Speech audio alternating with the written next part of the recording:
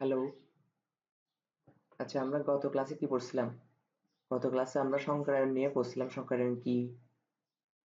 কোন যৌগে কেন্দ্রীয় পরমাণুতে কোন ধরনের সংকরায়ন হয়, হাইব্রিডাইজেশন হয়, এগুলো নিয়ে আমরা পড়ালেখা করছিলাম গত ক্লাসে। তো এটাও জানছে যে কি মানে তারপর হচ্ছে যে হাইব্রিডাইজেশনের কারণে একটা বন্ধন কোণ সৃষ্টি হয় সংকরায়নের কারণে। আবার বন্ধন কোণের উপর হচ্ছে লোন পেয়ার ইলেকট্রন থাকলে একটা প্রভাব ফেলে। এগুলো যাবতীয় জিনিসপাতি এগুলো হচ্ছে গত ক্লাসে আমরা পড়ছিলাম। তো আজকে আমরা আর একটা স্পেশাল জিনিস পড়বো। আজকে হচ্ছে এই চ্যাপ্টারের শেষ ক্লাস। আজকের পর এই চ্যাপ্টার শেষ হয়ে যাবে। আমরা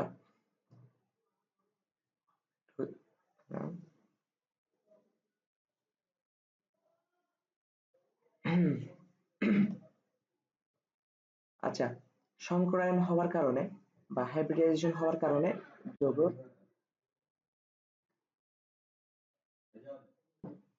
সংকরায়ন হওয়ার কারণে যৌগের এক একটা বিভিন্ন শেপ চেঞ্জ হয়।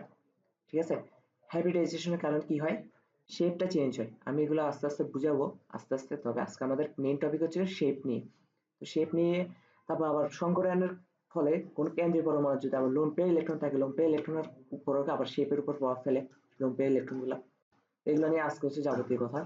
তো আজকে আমাদের টপিকের মেইন কথা হচ্ছে যে আহ সংকরায়ন ও যৌগের আকৃতি। সংকরায়ন ও যৌগের আকৃতি, এটা হচ্ছে আমাদের আজকের ক্লাসের মেইন টপিক। ওকে, সংকরায়ন ও যৌগের আকৃতি জিনিসগুলো কি আস্তে আস্তে বুঝবি।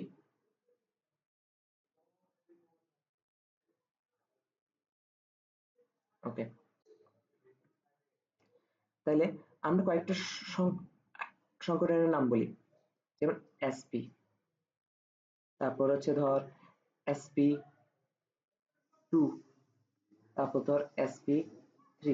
আচ্ছা, sp2 বলতে কি বুঝাই বা sp বলতে কি বুঝাই, sp3 বলতে কি বুঝাই, এগুলো আমরা সামান্য একটু করে পড়ে আসি। কেমন?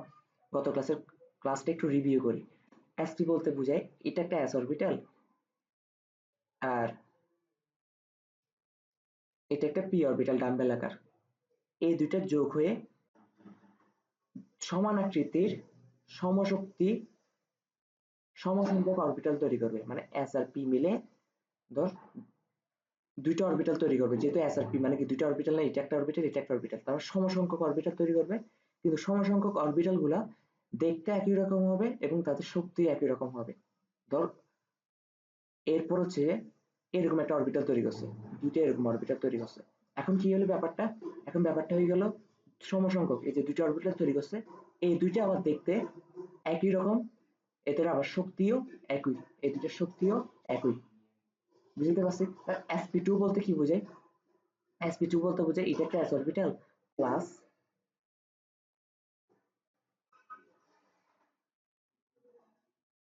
sp2। sp2 মানে কি? একটা s দুইটা p অরবিটাল। এই যে একটা s দুইটা p অরবিটাল মিলে কি তৈরি করবে?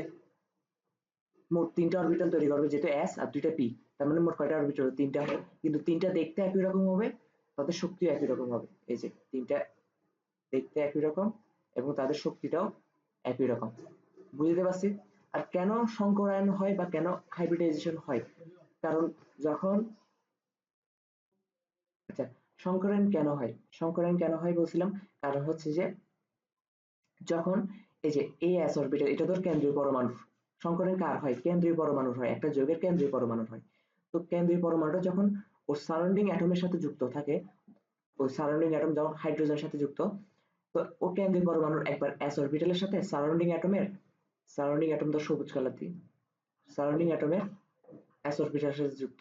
আবার কেন্দ্রীয় পরমাণুর যেহেতু s অরবিটালটা খরচ হয়ে গেছে, তার মানে এখন আছে কি p অরবিটাল। তো ধর p অরবিটাল আছে একটা এক অক্ষ বরাবর। তো এটাও তো সারাউন্ডিং অ্যাটমের কি একযোজী পরমাণু হলে, সারাউন্ডিং অ্যাটমটা যদি একযোজী পরমাণু, তাহলে অবশ্যই সারাউন্ডিং অ্যাটম s অরবিটাল সাথে যুক্ত। তাহলে একবার ss একবার sp, ব্যাপারটা এমন হয়ে গেছে না? এটা কি ss, এটা কি sp। তাহলে এসএস এর শক্তি একরকম, আবার এসপি বন্ধনের শক্তি একরকম। তো এরকম শক্তি একরকম হলে পরমাণু এটা ভালো লাগে না। পরমাণু একটা ধর্ম আছে কি সমশক্তির বন্ধনে যুক্ত হবে, সমান শক্তি বন্ধনে। এখন তো পরমাণু তখন কি করে, কেন্দ্রীয় পরমাণুটা তখন এ এস আর পি মিলে দুটা সেম অরবিটাল তৈরি করে ফেলে, সেম অরবিটাল তৈরি করে ফেলে। এখন দেখ এটার সাথে যদি আরেকটা এস যুক্ত হয়, আরেকটা এস যুক্ত হয়, তার সংকর অরবিটাল এস অরবিটাল, সংকর অরবিটাল এস অরবিটাল, তাহলে এখন সমান শক্তি বন্ধনে যুক্ত না। সেই জন্য হচ্ছে পরমাণুর এটা একটা ধর্ম। ঠিক আছে, তাহলে এটা হচ্ছে গত ক্লাসের রিভিউ কেন সংকরায়ন হয়, এটা বুঝাতে পারছি। তা আজকের ক্লাসের হচ্ছে যে এই যে সংকরায়ন হওয়ার কারণে, এই যে সংকরায়ন হয়েছে, এই যে যেমন এসপি, এসপি অরবিটালটা কেমন, এমন। এসপিটা দেখতে কেমন, এসপি দেখতে হচ্ছে যে এরকম দুইটা অরবিটাল তৈরি করবে না, এরকম দুইটা অরবিটাল, এই দুইটা অরবিটাল কেন্দ্রীয় পরমাণুর সাথে এভাবে থাকবে, একটা এভাবে থাকবে, আরেকটা এভাবে থাকবে। এটা ধর কেন্দ্রীয় পরমাণু, সেটা এক্স, আমরা এক্স ধরে নিছি। এক্সটা কি কেন্দ্রীয় পরমাণু, কেন্দ্রীয় পরমাণুকে কি দিয়ে লিখি সেন্ট্রাল অ্যাটম। ঠিক আছে, কেন্দ্রীয় পরমাণু। তাহলে ব্যাপারটা দেখতে কেমন, ধর কথার কথা যদি এখন এক্সাম্পল দিই, এক্সাম্পল দিলে এটা কার্বন না, ধর কেন্দ্রীয় পরমাণুটা কার্বন, কার্বনের সংকর অরবিটাল দুটো, তার মানে এসপি অরবিটাল কেমন কিভাবে থাকবে, এটা একটা এসপি অরবিটাল, এটা একটা এসপি অরবিটাল, দেখতে এমন দেখাবে না। তাহলে স্ট্রাকচারটা কেমন, স্ট্রাকচারটা কেমন হয়েছে, স্ট্রাকচারটা কেমন হয়েছে, স্ট্রাকচারটা সরল রৈখিক না, সরল রৈখিক, সরল রৈখিক। তার মানে এসপি, এসপি সংকরায়ন অরবিটালের যৌগের স্ট্রাকচার হবে সরল রৈখিক। ঠিক আছে, যে যৌগের কেন্দ্রীয় পরমাণুর সংকরায়ন এসপি হয়েছে বা এসপি সংকরায়ন হয়েছে, সেই যৌগটার স্ট্রাকচার হবে সরল রৈখিক। বুঝতে পারছি আশা করি। তাহলে sp2 কি কেমন হবে, sp2 দেখ, sp2 এটা sp2 না, এই যে এটা দুইটা পি অরবিটাল মিলে তিনটা সংকর অরবিটাল তৈরি করছে, তিনটা সংকর অরবিটাল তৈরি করছে। তো তিনটা সংকর অরবিটাল গুলো কিভাবে থাকবে কেন্দ্রীয় পরমাণুতে। ঠিক আছে, যদি আমি ওদের প্রথম স্ট্রাকচারটা হবে যে ধর এটা কেন্দ্রীয় পরমাণু, এখানে একটা সংকর অরবিটাল থাকবে, এখানে একটা সংকর অরবিটাল থাকবে, এখানে একটা সংকর অরবিটাল থাকবে। তাহলে ব্যাপারটা দেখতে অনেকটা ইয়ার মতন দেখাচ্ছে কিনা, স্ট্রাকচারটা অনেকটা ত্রিভুজ আকৃতির মতন দেখাচ্ছে কিনা, ত্রিভুজ আকৃতির মতন দেখাইছে কিনা। তাহলে স্ট্রাকচারটা কেমন হবে যদি আমি সুন্দর করে লিখি, মানে ধরো এখন যদি কেন্দ্রীয় পরমাণুটা কার্বন হিসেবে ধরি, কার্বন এই একটা হাত, এই দুইটা হাত, এই তিনটা হাত। ঠিক আছে, সংকর অরবিটাল। তাহলে স্ট্রাকচারটা অনেকটা কিসের মতন হয়েছে, ত্রিভুজ আকৃতির মতন হয়েছে। তো ত্রিভুজ আকৃতির মতন হলে তার মানে স্ট্রাকচার কেমন হবে, স্ট্রাকচার, স্ট্রাকচার হবে ত্রিভুজ আকৃতির। ঠিক আছে, ত্রিভুজ আকৃতির বা ট্রাইবুনাল, ত্রিভুজ আকৃতির মতন স্ট্রাকচার। ওকে, তাহলে তাহলে আমরা এখন এগুলো মুছে ফেলি।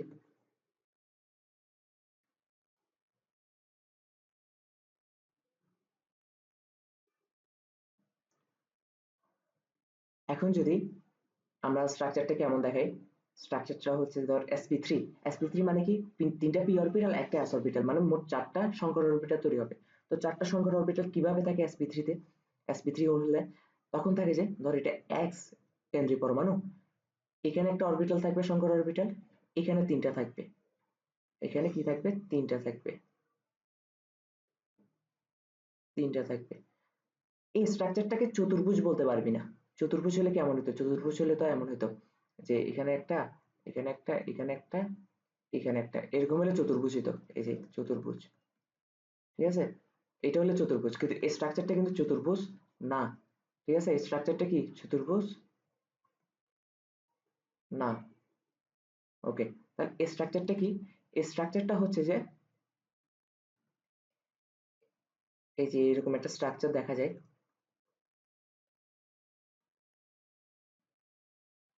এরকম। ঠিক আছে, এই স্ট্রাকচারটা হচ্ছে চতুস্থলকীয়, এই স্ট্রাকচারটাকে বলা হয় চতুস্থলকীয়। তা আমি আগে যদি কার্বন দিয়ে হিসাব করি, তাহলে কার্বন ধর এটার সেন্ট্রাল অ্যাটম, তাহলে এখানে একটা অরবিটাল থাকবে, এখানে তিনটা থাকবে। বুঝতে পারছি।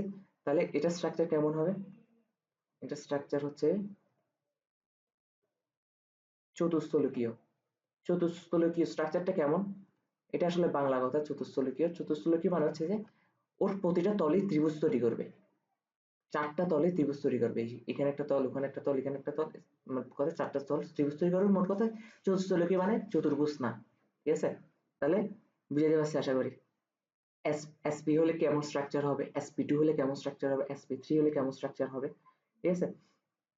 এখন কথা হচ্ছে, আমরা গত ক্লাসে পড়ছিলাম যে, গত ক্লাসে একটা কথা পড়া পড়ছিলাম, যদি পর পেজে যাই, গত ক্লাসে একটা পড়া পড়ছিলাম যে, আমরা গত ক্লাসে একটা রিভিউ ক্লাস দিই, যে লাস্ট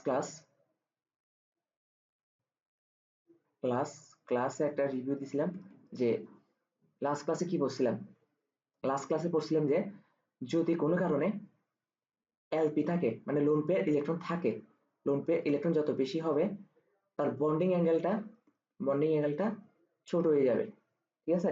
তার মানে এই যে এখানে যদি এসপি স্ট্রাকচার কেমন হয়, সরলরৈখিক, এসপি2 স্ট্রাকচার কেমন হয়, ত্রিভুজাকৃতির, এসপি3 স্ট্রাকচার কেমন হয়, চতুস্থলকীয় হয়। কিন্তু এসপি3 স্ট্রাকচারে যদি আবার ধর লোন পেয়ার ইলেকট্রন আছে, তো লোন পেয়ার ইলেকট্রন থাকলে কি বন্ধন কোণটা চেঞ্জ হয়ে যাবে, তো বন্ধন কোণ চেঞ্জ হয়ে গেলে ওদের আকৃতিটাও চেঞ্জ হয়ে যাবে না, আকৃতি চেঞ্জ হয়ে যাবে না? আচ্ছা, বন্ধন কোণ মানে কি? বন্ধন কোণ মানে হচ্ছে এই যেমন এসপি একটা সংকর অরবিটাল থেকে আরেকটা সংকর অরবিটালের মধ্যবর্তী কোণটাকে কি বলা হয়? বন্ধন কোণ। যেমন এই ক্ষেত্রে কি 180 ডিগ্রি, 180 ডিগ্রি হচ্ছে কি বন্ডিং অ্যাঙ্গেল, হ্যাঁ? এই ক্ষেত্রে sp2 তে আমরা কি জানতাম, বন্ডিং অ্যাঙ্গেল সমান 120 ডিগ্রি। কেমন? মানে এই একটা সংকর অরবিটাল থেকে আরেকটা সংকর অরবিটালের বন্ডিং কোণ, এই যে আরেকটা বন্ডিং কোণ, যে বন্ডিং কোণ, এটা কত হবে? বন্ডিং কোণ হচ্ছে যে, বন্ডিং অ্যাঙ্গেল হচ্ছে যে কত, 120 ডিগ্রি sp2 এর ক্ষেত্রে। বন্ডিং অ্যাঙ্গেলটা কি, তার মানে বুঝতে পারছি। sp3 এর ক্ষেত্রে বন্ডিং অ্যাঙ্গেল কত জানতাম, 109.5 ডিগ্রি। মানে একটা সংকর অরবিটাল থেকে আরেকটা সংকর অরবিটালের বন্ধন কোণ বা মধ্যবর্তী কোণ, বন্ডিং অ্যাঙ্গেল ইজ ইকুয়াল কত, 109.5 ডিগ্রি। আমরা গত ক্লাসে এটা পড়ছিলাম যে কি, যদি লোন পেয়ার ইলেকট্রন থাকে তাহলে বন্ডিং অ্যাঙ্গেলটাও চেঞ্জ হয়ে যায়। তো বন্ডিং অ্যাঙ্গেল চেঞ্জ হয়ে গেলে বা একটা সংকর অরবিটাল থেকে আরেকটা সংকর অরবিটালের মধ্যবর্তী কোণটা চেঞ্জ হয়ে গেলে, তাহলে ওদের স্ট্রাকচারটাও চেঞ্জ হয়ে যাবে। তাহলে এখন কি হবে, এলপি ইজ যখন বাড়ে, মানে লং পেয়ার ইলেকট্রন বাড়লে বন্ডিং অ্যাঙ্গেল কমে। তাহলে এই ক্ষেত্রে আমরা কিভাবে করব, ঠিক আছে? এখন হচ্ছে আমাদের কথা, যে লোন পেয়ার ইলেকট্রন থাকলে স্ট্রাকচারটা কেমন হবে। তাহলে প্রথম সত্য, এটা একটা ট্রিক আচ্ছা, দ্বারা লোন পেয়ার ইলেকট্রন থাকলে স্ট্রাকচারে কেমন চেঞ্জ আসবে, স্ট্রাকচারে তাহলে কেমন চেঞ্জ আসবে, তাহলে কেমন চেঞ্জ আসবে।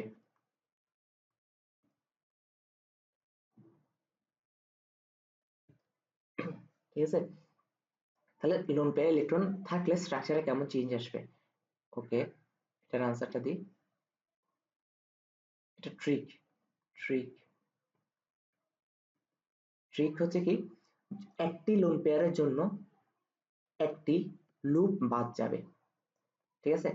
লুপ না লিখে এটাকে আমরা এটা লিখতে পারি, একটি লোন পেয়ারের জন্য, লোন পেয়ার মানে কি মুক্ত জোড় ইলেকট্রন, একটি লোন পেয়ারের জন্য একটি লুপ বাদ যাবে, একটি লুপ বা সংকর অরবিটাল বাদ যাবে, সংকর অরবিটাল কি হবে, বাদ যাবে, বাদ যাবে। ঠিক আছে, ব্যাপারটা আমি এক্সাম্পল দিয়ে বুঝাচ্ছি। তাহলে যদি এক্সাম্পল দিই, ধর যেমন এক্সাম্পল, ঠিক আছে, যেমন আমি দুইটা যৌগ নিই, কেমন, একটা ধর সালফার ডাইঅক্সাইড, আরেকটা ধর সালফার ট্রাইঅক্সাইড, ঠিক আছে? তো গত ক্লাসে আমরা দেখে আসছি কি, যে সালফার ডাইঅক্সাইডে কি sp2 সংকরায়ন হয়, sp2, সালফার ট্রাইঅক্সাইডে কি sp2 হয়। ওকে, এখন দুইটাই sp2 সংকরায়ন, তার মানে দুইটারই বন্ধন কোণ কত হবার কথা, বন্ধন কোণ হওয়ার কথা না, যে sp2 তে কত হয়, বন্ধন কোণ 120 ডিগ্রি আর ত্রিভুজাকৃতি হওয়ার কথা স্ট্রাকচারটা, ঠিক না? তাহলে দেখি ত্রিভুজ আকৃতির হয় কিনা। কিন্তু কথা হচ্ছে যে এখানে একটা পার্থক্য আছে, পার্থক্যটা হচ্ছে এই যে সালফার ট্রাইঅক্সাইডে কোনো লোন পেয়ার ইলেকট্রন নাই, কিন্তু সালফার ডাইঅক্সাইড যেহেতু অক্সিজেন একটা কমে গেছে, এখন দুইটা অক্সিজেন, তার মানে এখানে দুইটা ইলেকট্রন আছে, তার মানে একটা lone pair electron. Lone pair মানে কি জোড়া, পেয়ার মানে জোড়া না, তার মানে একটা লোন পেয়ার ইলেকট্রন কিন্তু দুইটা ইলেকট্রন আর কি, দুইটা ইলেকট্রন একটা লোন পেয়ার। আচ্ছা, তাহলে এটা বুঝাতে পারছি যেহেতু অক্সিজেন একটা কমে গেছে, তাহলে এই দুইটা ইলেকট্রন তো কাউকে শেয়ার করার নাই। এখানে কি ছিল, সালফার ট্রাইঅক্সাইডে কি ছিল, সালফার ট্রাইঅক্সাইডে এই লোন পেয়ার ইলেকট্রন গুলো অক্সিজেন আরেকটা অক্সিজেনের সাথে শেয়ার ছিল। কিন্তু এখন যেহেতু একটা অক্সিজেন কমে গেছে, তার মানে এখানে লোন পেয়ার ইলেকট্রন গুলো এখন ফ্রি হয়ে গেছে। ওকে, তার মানে এখানে কোনো লোন পেয়ার ইলেকট্রন নাই সালফার ট্রাইঅক্সাইডে, কিন্তু সালফার ডাইঅক্সাইডে আছে। তো সালফার ট্রাইঅক্সাইডে যেহেতু কোনো লোন পেয়ার ইলেকট্রন নাই, তাহলে ওর যেহেতু sp2 সংকরণ হয়, sp2 সংকরণ হলে আমরা কি জানি, ও স্ট্রাকচারটা কেমন হওয়ার কথা, ত্রিভুজ আকৃতির হওয়ার কথা। আর যেখানে কেন্দ্রীয় পরমাণু কোনটা, সালফার যেহেতু সংখ্যায় কম, এগুলো গত ক্লাসে শিখেছি, তার মানে ওর স্ট্রাকচারটা হবে কেমন, ওর স্ট্রাকচারটা হবে এরকম, সালফার কেন্দ্রে আছে, আর আর অক্সিজেন কয়টা হাত, দুইটা হাত, এখানে অক্সিজেন এই যে দুইটা হাত, ঠিক আছে, যে অক্সিজেনের সাথে দুইটা হাত দিয়ে যুক্ত। ওকে, তাহলে এখন আচ্ছা দেখি আরেকটা একটু এই টপিকের বাইরে কথা বলি, দেখি বলতো এখানে কয়টা পাই বন্ধন আছে আর কয়টা সিগমা বন্ড আছে। এই অক্সিজেনের সাথে একবার সালফার যুক্ত হয়েছে, তার মানে এই অক্সিজেনের সাথে একবার যদি সালফার যুক্ত হতে চাই, তাহলে এই অক্সিজেনের সাথে প্রথমে কি করতে হবে, প্রথমে সিগমা বন্ড তৈরি করতে হবে, তার মানে এখানে একটা সিগমা বন্ড একটা পাই বন্ড, আবার এই অক্সিজেনের সাথে একবার সালফার যুক্ত হয়েছে, তার মানে প্রথমে যুক্ত হতে গেলে কি করতে হবে, প্রথমে সিগমা বন্ড দিয়ে যুক্ত হতে হবে, তারপর সিগমা বন্ড যুক্ত হয়ে গেলে একটা বন্ডে সিগমা বন্ড একটাই থাকে, তার মানে সিগমা বন্ড একটা হয়ে গেছে, তার মানে আরেকটা যে বন্ডটা সেটা পাই বন্ড, ঠিক আছে। এই অক্সিজেনের সাথে আবার সালফার একবার যুক্ত হয়েছে, তার মানে কি প্রথমে সিগমা বন্ড দিয়ে যুক্ত হয়েছে একটা সিগমা বন্ড, তার মানে আরেকটা যেটা আছে এটা পাই বন্ড, ঠিক আছে। এটা একটু বাইরে বলছে বেসিক ঠিক করার জন্য। ওকে, তার মানে দেখ এটা স্ট্রাকচার কি নরমালি যেমন হওয়ার কথা তেমনই হয়েছে, যে এটা স্ট্রাকচার ত্রিভুজ আকৃতির হওয়ার কথা, sp2 স্ট্রাকচার ত্রিভুজ আকৃতির হয়, হয়েছে ত্রিভুজ আকৃতির। দেখো ত্রিভুজ আকৃতির হয়েছে কিনা, ত্রিভুজ আকৃতির হয়েছে, তাহলে এটা নিয়ে কোনো আমাদের কি ঝামেলা নেই, এটা ত্রিভুজ আকৃতির, ত্রিভুজ আকৃতির। ওকে, তো ত্রিভুজ আকৃতির। এখন প্রবলেম হচ্ছে যে এই যে সালফার ডাইঅক্সাইডের কিন্তু সংকরণ sp2, কিন্তু sp2 হওয়ার পরেও এটা কি হবে, sp2, ঠিক আছে, sp2 হওয়ার পরও এটা কি ত্রিভুজ আকৃতির হবে না, কেন হবে না, কারণ লোন পেয়ার ইলেকট্রন আছে, আর লোন পেয়ার ইলেকট্রন কি আছে, শঙ্কর অরবিটাল গুলোর মধ্যে বন্ধন কোণ কমায় ফেলে, বা 2.25 করে কমায়, সরি 0.25 বলতেছি, 2.5 করে কমায়, ঠিক আছে। তাহলে আর আমরা কি ট্রিক কি জানছি, এই যে ট্রিক জানছি কি, একটা লোন পেয়ারের জন্য একটা লুপ বা শঙ্কর অরবিটাল বাদ যাবে, তার মানে সালফার ট্রাইঅক্সাইডের জন্য যখন স্ট্রাকচারটা এমন ছিল যে, সালফার ট্রাইঅক্সাইডের জন্য স্ট্রাকচারটা কেমন ছিল, এখানে সেম, এখানে সংকর অরবিটাল, এখানে সালফার ট্রাইঅক্সাইডের জন্য, যেহেতু এখন সালফার ট্রাইঅক্সাইড না, এখন একটা অক্সিজেন কমে গেছে, একটা অক্সিজেন কমে গেলে কেমন হবে, এই যে ধর এই অক্সিজেনটা কমে গেছে, ঠিক আছে, এই অক্সিজেনটা কমে গেছে, তো কমে গেলে কি হবে, তার মানে এখানে আসছে কি, এই অক্সিজেনটা কমে গেছে, এখানে আসছে যে একটা lone pair electron, lone pair electron, ঠিক আছে। তো লোন পেয়ার ইলেকট্রন আর কি বলে, আমি যদি এটা একটু সরাই রাখি, যেহেতু নিচে জায়গা নেই,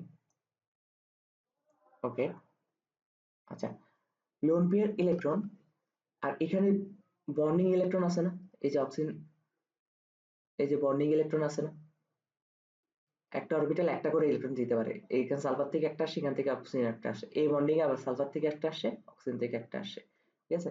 ওকে, এই যে লোন পেয়ার ইলেকট্রন আর বন্ডিং পেয়ার ইলেকট্রন গুলা একে অপরকে বিকর্ষণ করে, এই যে গত ক্লাসে বলছিলাম যে লোন পেয়ার ইলেকট্রন আর বন্ডিং পেয়ার ইলেকট্রনের মধ্যে একটা বিকর্ষণ বল কাজ করে, মানে ইলেকট্রন ইলেকট্রনকে বিকর্ষণ করবে, মাইনাস মাইনাস ওকে বিকর্ষণ করবে, এখানের মধ্যে একটা বিকর্ষণ বল কাজ করে, বিকর্ষণ বল কাজ করার কারণে স্ট্রাকচারটা পরবর্তী একটু চ্যাপ্টা হয়ে যাবে, চ্যাপ্টা হয়ে গেলে কেমন হবে, এই যে এখানে সালফার, এই যে অক্সিজেন একটু কাছাকাছি চলে আসবে এগুলো, ঠিক আছে।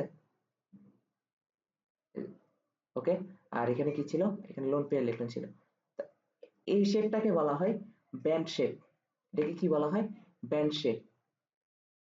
দেখতে অনেকটা ভি এর মতন দেখাচ্ছে, উল্টা ভি এর মতন, বাট উল্টা ভি এর মতন দেখালে এটাকে ভি বলতে পারবি না, কেন বলতে পারবি না, কারণ শুরুতে ভি ছিল না, শুরুতে কিন্তু ভি ছিল না, এটা হচ্ছে লোন পেয়ার ইলেকট্রন আর বন্ডিং পেয়ার ইলেকট্রনের মধ্যে বিকর্ষণের কারণে এরকম একটা ব্যান্ড শেপ তৈরি করছে, ব্যান্ড শেপ মানে কি পরিবর্তিত হচ্ছে শেপ, ঠিক আছে। তো এই শেপটাকে কি বলা হয়, এই শেপটাকে বলা হয় ব্যান্ড শেপ। এই শেপটাকে কি বলা হয়? Band shape. ওকে, সেটাকে কি বলা হয়? Band shape. তার মানে বুঝাইতে পারছি যে পরীক্ষায় যদি আসে যে সালফার ট্রাইঅক্সাইডের স্ট্রাকচার নিয়ে কথা বলতে বলে, বা তোর মুখের উপর ছুড়ে মারে যে সালফার ট্রাইঅক্সাইডের শেপ কেমন হবে লেখো, তো তুইও টিচারের মুখের উপর ছুড়ে মারবি যে সালফার ট্রাইঅক্সাইড হচ্ছে ত্রিভুজ আকৃতির আর সালফার ডাইঅক্সাইড হচ্ছে ব্যান্ড শেপ আকৃতির। কেন ব্যান্ড শেপ আকৃতির আমি বুঝাই দিছি, এক্সপ্লেনেশন নিজের মতন করে নোট করবি। এক্সপ্লেনেশন কি দাঁড়া, এক্সপ্লেনেশন এক্সপ্লেনেশন কি করবি? নোট করবি, যা বলছি তা। ঠিক আছে, ওকে, তাহলে আমাদের এই টপিক শেষ। টপিক শেষ বলতে এসপি পর্যন্ত শেষ হয়েছে, ঠিক আছে। এখন হচ্ছে মোস্ট ইম্পর্টেন্ট টপিক, এখান থেকে পরীক্ষা আসবে মানে আসবেই, ঠিক আছে, এখান থেকে আসবে মানে আসবেই। তাহলে তিনটা মৌল আছে, ঠিক আছে। আচ্ছা, তিনটা যৌগ আছে, তিনটা যৌগ নিয়ে পরীক্ষায় প্রশ্ন আসবেই, এটা এমসিকিউতে বল আর সৃজনশীলে বল। সেটা হচ্ছে এই তিনটা বিখ্যাত যৌগ হচ্ছে বা তিনটা বান্দা হচ্ছে যে, একটা হচ্ছে মিথেন, আরেকটা হচ্ছে পানি, আরেকটা হচ্ছে অ্যামোনিয়া। আচ্ছা, পানিটাকে পরে লিখি আমি, এর আগে অ্যামোনিয়াটা লিখি, ঠিক আছে। অ্যামোনিয়া আর এটা হচ্ছে পানি, ঠিক আছে। তাহলে এই তিনটা যৌগ নিয়ে মাস্ট আসে পরীক্ষায়। কেন? প্রথম কথা হচ্ছে যে তিনটাই sp3 সংকরায়িত, sp3 সংকরায়িত, sp3 সংকরায়িত, ঠিক আছে। তিনটা sp3 সংকরায়িত, কিন্তু মিথেনের কোনো মুক্ত জোড় ইলেকট্রন নেই বা লোন পেয়ার ইলেকট্রন নেই। কারণ কেন? মিথেনের কার্বন 4টা হাত 4টা হাইড্রোজেনের সাথে যুক্ত, কিন্তু অ্যামোনিয়ার ক্ষেত্রে একটা লোন পেয়ার ইলেকট্রন আছে। কারণ কেন? নাইট্রোজেনের 5টা হাত, 5টার মধ্যে 3টা হাত হাইড্রোজেনের সাথে যুক্ত, আর একটা হাত কার সাথে? আর 2টা হাত ফাঁকা, এই 2টা হাত হচ্ছে ইলেকট্রন মানে লোন পেয়ার হিসেবে থাকে, ঠিক আছে। আর পানির ক্ষেত্রে অক্সিজেনের 2টা লোন পেয়ার ইলেকট্রন, ঠিক আছে, এখানে এখানে 2টা লোন পেয়ার ইলেকট্রন। ওকে, তার মানে আমরা কি জানি? লোন পেয়ার ইলেকট্রনের কারণে স্ট্রাকচারে চেঞ্জ আসে, বন্ধন কোণে চেঞ্জ আসে, বন্ধন কোণে চেঞ্জ আসে, স্ট্রাকচারে চেঞ্জ আসে, ঠিক আছে। তাহলে কি হবে এখন? তাহলে বন্ধন কোণে যখন চেঞ্জ আসবে তখন স্ট্রাকচারে চেঞ্জ আসবে। এখন প্রশ্ন হচ্ছে যে ওদের স্ট্রাকচারটা কেমন হবে? তিনটাই sp3 সংকরায়িত। কারণ কেন? আজকে আমাদের টপিক কি? আজকে আমাদের টপিক শুধু স্ট্রাকচার নিয়ে। আমি যদি ওর কথা বলি, মিথেনের কথা বলি, একদম ইজি কথা। এই যে কার্বন, আমরা কি জানি sp3 হচ্ছে কি? চতুস্থলকীয়। চতুস্থলকীয় দেখতে কেমন হয়? এই যে একটু আগে বলছে হাইড্রোজেন, এখানে হাইড্রোজেন থাকবে, এটা একটা হাইড্রোজেন, এই যে এটা একটা চতুস্থলকীয় স্ট্রাকচার, কোনো প্যাচ নাই, ঠিক আছে। তাহলে স্ট্রাকচারটা কেমন? ওদের স্ট্রাকচারটা হচ্ছে চতুস্থলকীয়, চতুস্থলকীয়,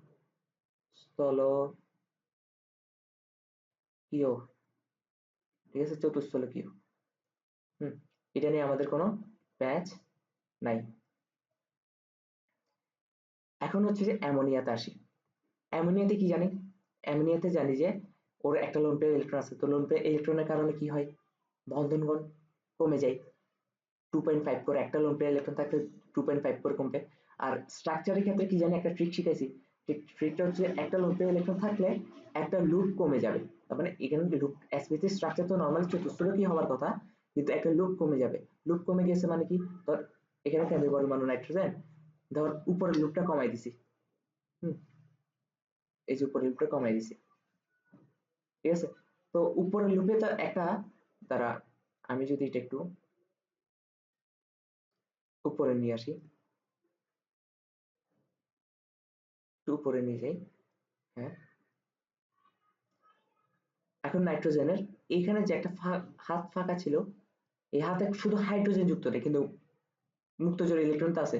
এই যে গাঠন, ইয়া কি বলে এটাকে, গাঠনিক স্ট্রাকচার রাখতেছি আর কি, ঠিক আছে। এভাবে মুক্ত জোড় ইলেকট্রন এভাবে না দিয়ে, দুটো ফুটা না দিয়ে এভাবে রাখতেছি, ঠিক আছে। এই যে এইভাবে এই হাতে হচ্ছে কেউ যুক্ত নেই, কোনো হাইড্রোজেন যুক্ত নেই। কারণ কেন? কারণ আমরা কি জানি? কোনো হাইড্রোজেন যুক্ত না থাকলে কি একটা লুপ কমে যাবে, মানে লোন পেয়ার ইলেকট্রন থাকলে একটা লুপ কমে যাবে। কিন্তু তিনটাই sp3 সংকরায়ন, এটাও sp3 এটাও sp3, যেহেতু লোন পেয়ার ইলেকট্রন আছে, তার মানে একটা লুপ কমে যাবে। এটা অ্যাকচুয়ালি কেমন, লোন পেয়ার ইলেকট্রন আছে কেন, তার মানে এখানে একটা হাইড্রোজেন যুক্ত নেই, সেই জন্য। তো হাইড্রোজেন যুক্ত না থাকলে এখানে একটা লুপ কমে গেছে না, লুপ বা অরবিটাল বলে এটাকে, ঠিক আছে, অরবিটাল কমে গেছে। তার মানে এখন স্ট্রাকচারটা কেমন হবে, যেহেতু এখন তিনটা অরবিটাল আছে, এই যে দেখ তিনটা, এটা একটা অরবিটাল, এটা একটা অরবিটাল, এটা একটা অরবিটাল, এখানে তো অরবিটাল বলা যাবে না, এখানে সংকর অরবিটাল নাই, ঠিক আছে, সংকর অরবিটাল নাই এটা, ঠিক আছে। তাহলে কি হবে এখন, এখন তিনটা অরবিটাল নিয়ে, যদি শুধু তিনটা অরবিটাল থাকে, ঠিক আছে, তিনটা অরবিটাল থাকলে এটা নিয়ে কি ধরনের স্ট্রাকচার গঠন করা সম্ভব, তিনটা অরবিটাল থাকলে এটা নিয়ে অবশ্যই ত্রিভুজাকৃতির একটা গঠন সম্ভব, ত্রিভুজাকৃতির, ঠিক আছে। আর কিছু গঠন সম্ভব, তিনটে তোর তোর থেকে তিনটা বাহু আছে, তিনটা বাহু নিয়ে একটা স্ট্রাকচার রাখতে বলছে, তুই তিনটা বাহু নিয়ে কি স্ট্রাকচার রাখবি, ত্রিভুজ আকৃতির ছাড়া, কোনো ত্রিভুজ আঁকা ছাড়া, এই যে একটা দুইটা তিনটা, এই ত্রিভুজ আঁকা ছাড়া আর কোনো উপায় আছে, কোনো উপায় নেই, ঠিক আছে। তার মানে এখন কি হবে, আমি যদি তোকে বলি, আহ দাঁড়া, এটা একটু মুছে ফেলি।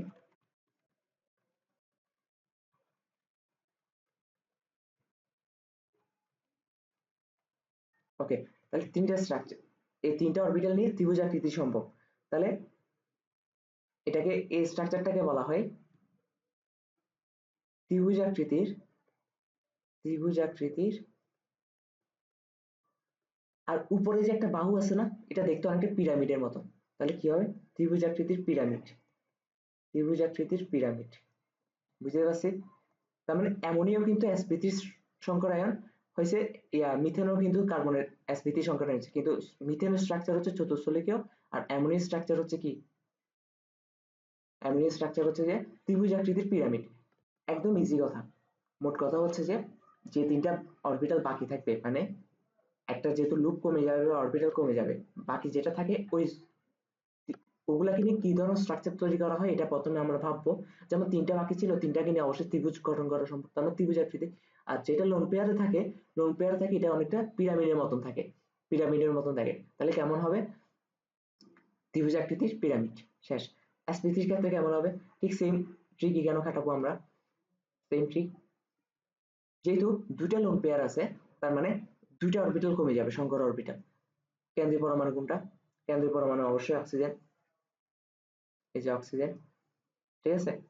যেহেতু দুইটা লোন পেয়ার আছে, হুম, এবার এখানে একটা লোন পেয়ার, আর এখানে একটা লোন পেয়ার, এখানে একটা লোন পেয়ার, এখানে একটা লোন পেয়ার, আর দুইটা হাইড্রোজেনের সাথে যুক্ত, এই যে হাইড্রোজেনের সাথে যুক্ত, হ্যাঁ। নর্মাল স্ট্রাকচার তো এমনই হওয়ার কথা, চতুষ্ফলকীয় হওয়ার কথা, কিন্তু দুইটা বাদ দিয়ে দিছি, এদের এটা বাদ, এটা বাদ, তো এটা বাদ হলে স্ট্রাকচারটা এমন দেখাবে না, হ্যাঁ, এখন দেখাবে কিনা বল, এমন দেখাইলে এটা অনেকটা কিসের মতন দেখাচ্ছে, আমি যদি আরেকটু সুন্দর করে আঁকি, এটা সুন্দর হয় না,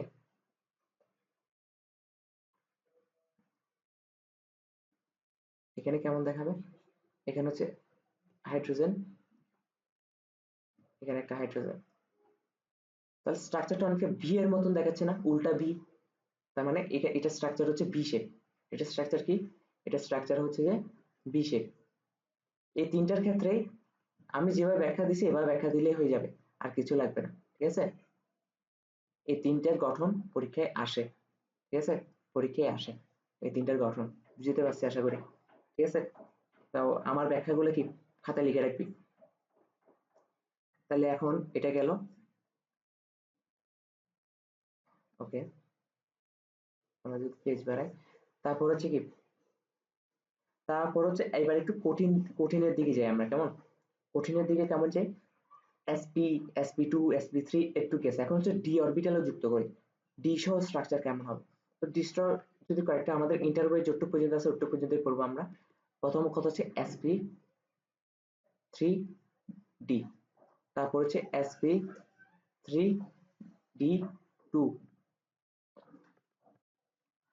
ঠিক আছে, sp3d2, আর তারপর হচ্ছে কি sp3d3, ওকে, একটু পর্যন্ত আছে ইন্টার বইতে, তো আমাদের এর বেশি পড়ার দরকার নেই, অ্যাডমিশন এর বেশি আসে না, ঠিক আছে। sp3d4d5 একটু করে যাওয়ার দরকার নেই, ওকে। তো sp3d, এটা একটা এক একজনের ক্ষেত্রে এক রকম ভাবে আমরা দেখবো এটা, যে দ্বারা একটু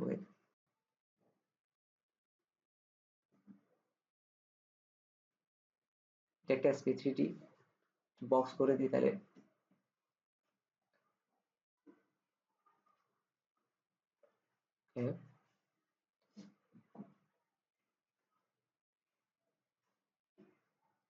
ওকে sp3d যদি একটা উদাহরণ দিই তাহলে হচ্ছে pcl5 ঠিক আছে তাহলে কি pcl5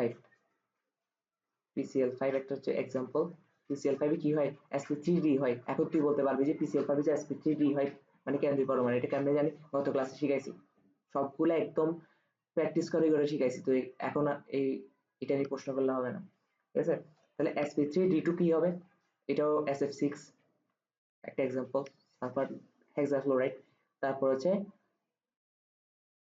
if7 এটা হচ্ছে কি sp3d3 এর উদাহরণ ঠিক আছে তো ওদের স্ট্রাকচারটা কেমন হবে ওদের স্ট্রাকচারটা হচ্ছে আচ্ছা sp3d ঠিক আছে কেন্দ্রীয় পরমাণু কোনটা অবশ্যই ফসফরাস ফসফরাসকে মাঝখানে লেখ যে ফসফরাস কেন্দ্রীয় পরমাণু এইসব ক্ষেত্রে স্ট্রাকচার কিভাবে তৈরি করবি ঠিক আছে আমি লিখে দিব এখানে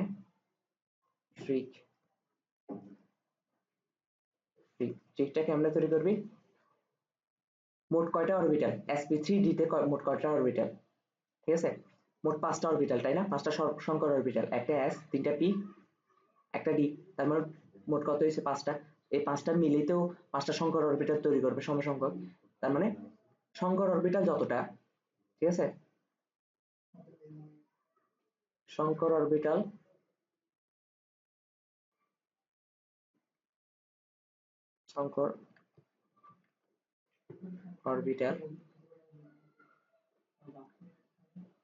যতটা সংকর অরবিটাল যতটা তার থেকে দুটি অরবিটাল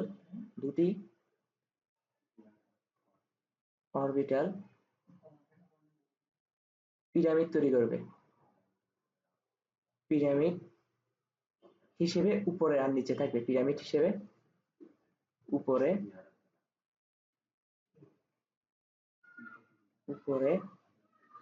আর নিচে থাকবে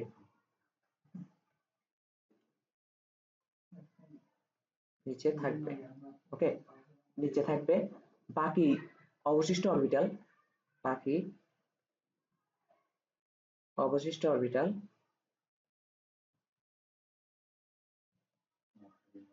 গুলো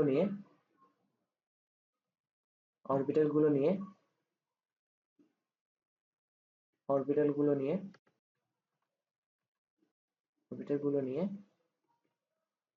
যা গঠন সম্ভব তা গঠন হবে যা গঠন সম্ভব বা যে ভুজ গঠন সম্ভব যে ভুজ মানে ত্রিভুজ চতুর্ভুজ এরকম যে ভুজ গঠন সম্ভব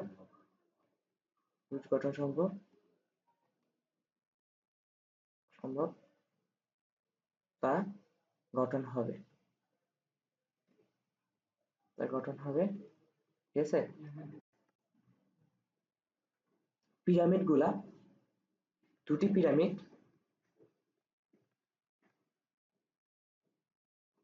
পিরামিড কথাগুলো আমি বুঝিয়ে দিব দুটি পিরামিড বাকি অরবিটাল গুলো নেই ভূমি হিসেবে ইউজ করে ওগুলোর উপর বসবে ঠিক আছে দুটি পিরামিড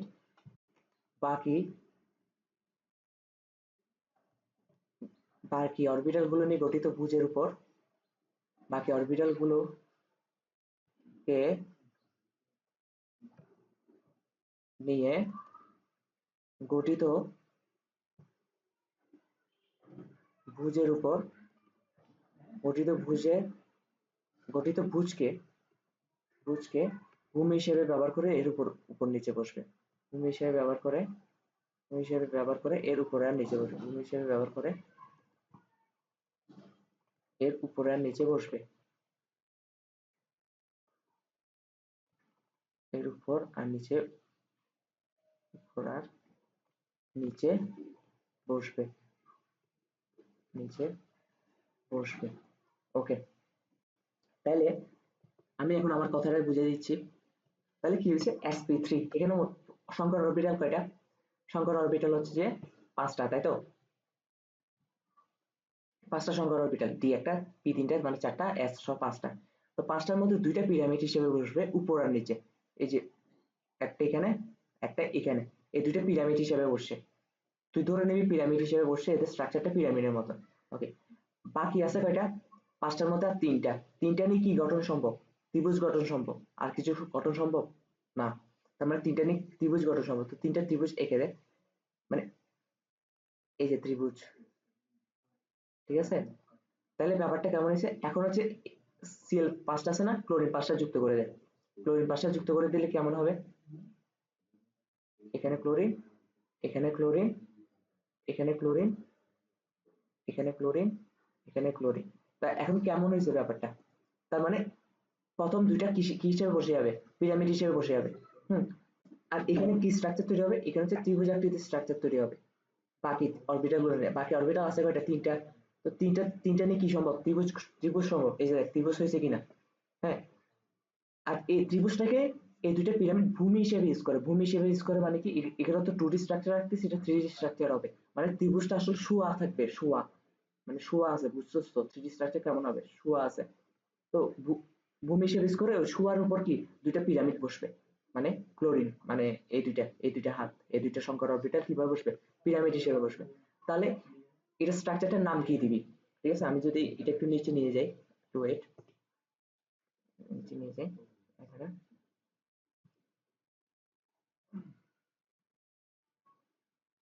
wait,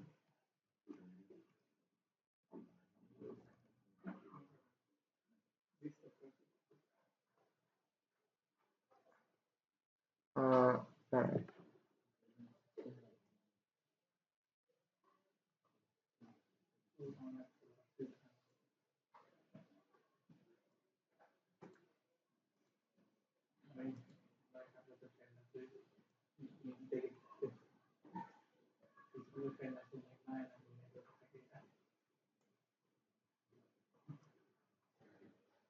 আমরা একটু নিচে নিয়ে গেলাম। আর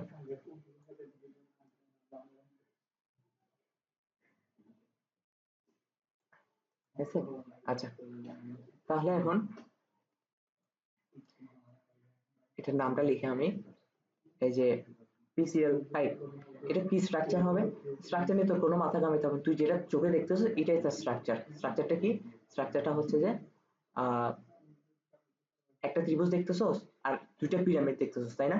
তার মানে ত্রিভুজীয় দুই পিরামিড, ত্রিভুজীয় দ্বি পিরামিড, ত্রিভুজীয় দ্বি পিরামিড। তাহলে এখন এটা স্ট্রাকচার কি হবে? আমি যদি আরেকটা উদাহরণ দিই, এখানে কেন্দ্রীয় পরমাণু কোনটা? এখানে কেন্দ্রীয় পরমাণু সালফার, যেহেতু সংখ্যায় কম, সালফার। ওকে, তার মানে এখানে অরবিটাল আছে কয়টা? সংকর অরবিটাল 2টা ডি, 3টা পি, 5টা সালফার, সরি সালফার বলতেছি, ইয়া এস অরবিটাল একটা, তার মধ্যে 6টা সংকর অরবিটাল আছে। এখন রুলস কি বলে? 6টা অরবিটালের মধ্যে 2টা অরবিটাল কি হবে? পিরামিড হিসেবে বসে যাবে। তো 2টা অরবিটাল যদি পিরামিড হিসেবে বসে যায়, কলম পেয়ে গেল। ওকে, 2টা অরবিটাল যদি পিরামিড হিসেবে বসে যায় উপর আর নিচে, বাকি থাকে কয়টা? 4টা। 4টাকে নিয়ে কোন ভুজ গঠন সম্ভব? অবশ্যই চতুর্ভুজ গঠন সম্ভব। 4টাকে নিয়ে তো ত্রিভুজ বানাইতে পারবি না, পঞ্চভুজও বানাইতে পারবি না। 4টাকে নিয়ে কি সম্ভব? চতুর্ভুজ সম্ভব। তার মানে কিভাবে থাকবে 4টা? এখানে একটা, ওয়েট,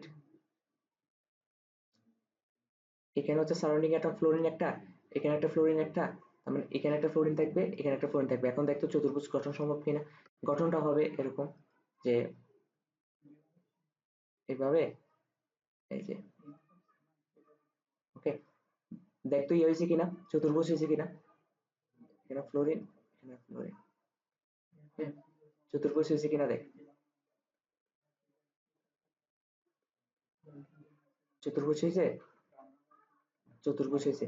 চতুর্ভুজটাকে তার মানে কি হয়েছে? ভূমি হিসেবে ইউজ করবে। চতুর্ভুজটাকে শু অবস্থায় আছে, ইয়ার 3D স্ট্রাকচারে শু অবস্থায় আছে। এর উপর এই যে 2টা পিরামিড বসছে, দেখছস? উপরে একটা ফ্লোরিন, এখানে একটা ফ্লোরিন, এই যে 2টা পিরামিড বসছে। তো 2টা পিরামিড বসলে এখন কি হবে? তার মানে এটা স্ট্রাকচারটার নাম কি দিবি? তুই যেটা চোখের সামনে দেখতেছিস সেটাই, চতুর চতুর্ভুজীয় দ্বি পিরামিড। স্ট্রাকচারটার নাম কি? চতুর্ভুজীয়, চতুর্ভুজীয় দ্বিপিরামিড, চতুর্ভুজীয় দ্বিপিরামিড। ওকে, তো চতুর্ভুজীয় দ্বিপিরামিড হলে এটাকে আবার সুন্দরভাবে বললে এটাকে বলা হয় অষ্টতলকীয়। এটাকে একটা সুন্দর ভাষায় বলে চতুর্ভুজীয় দ্বিপিরামিড বলা যায়, বললে ভুল বলতে পারবি না, ঠিক আছে, কিন্তু এটাকে বইতে লেখা আছে অষ্টতলকীয়। এই স্ট্রাকচারটা কারেক্টলি কি বলা হয়? অষ্টতলকীয়।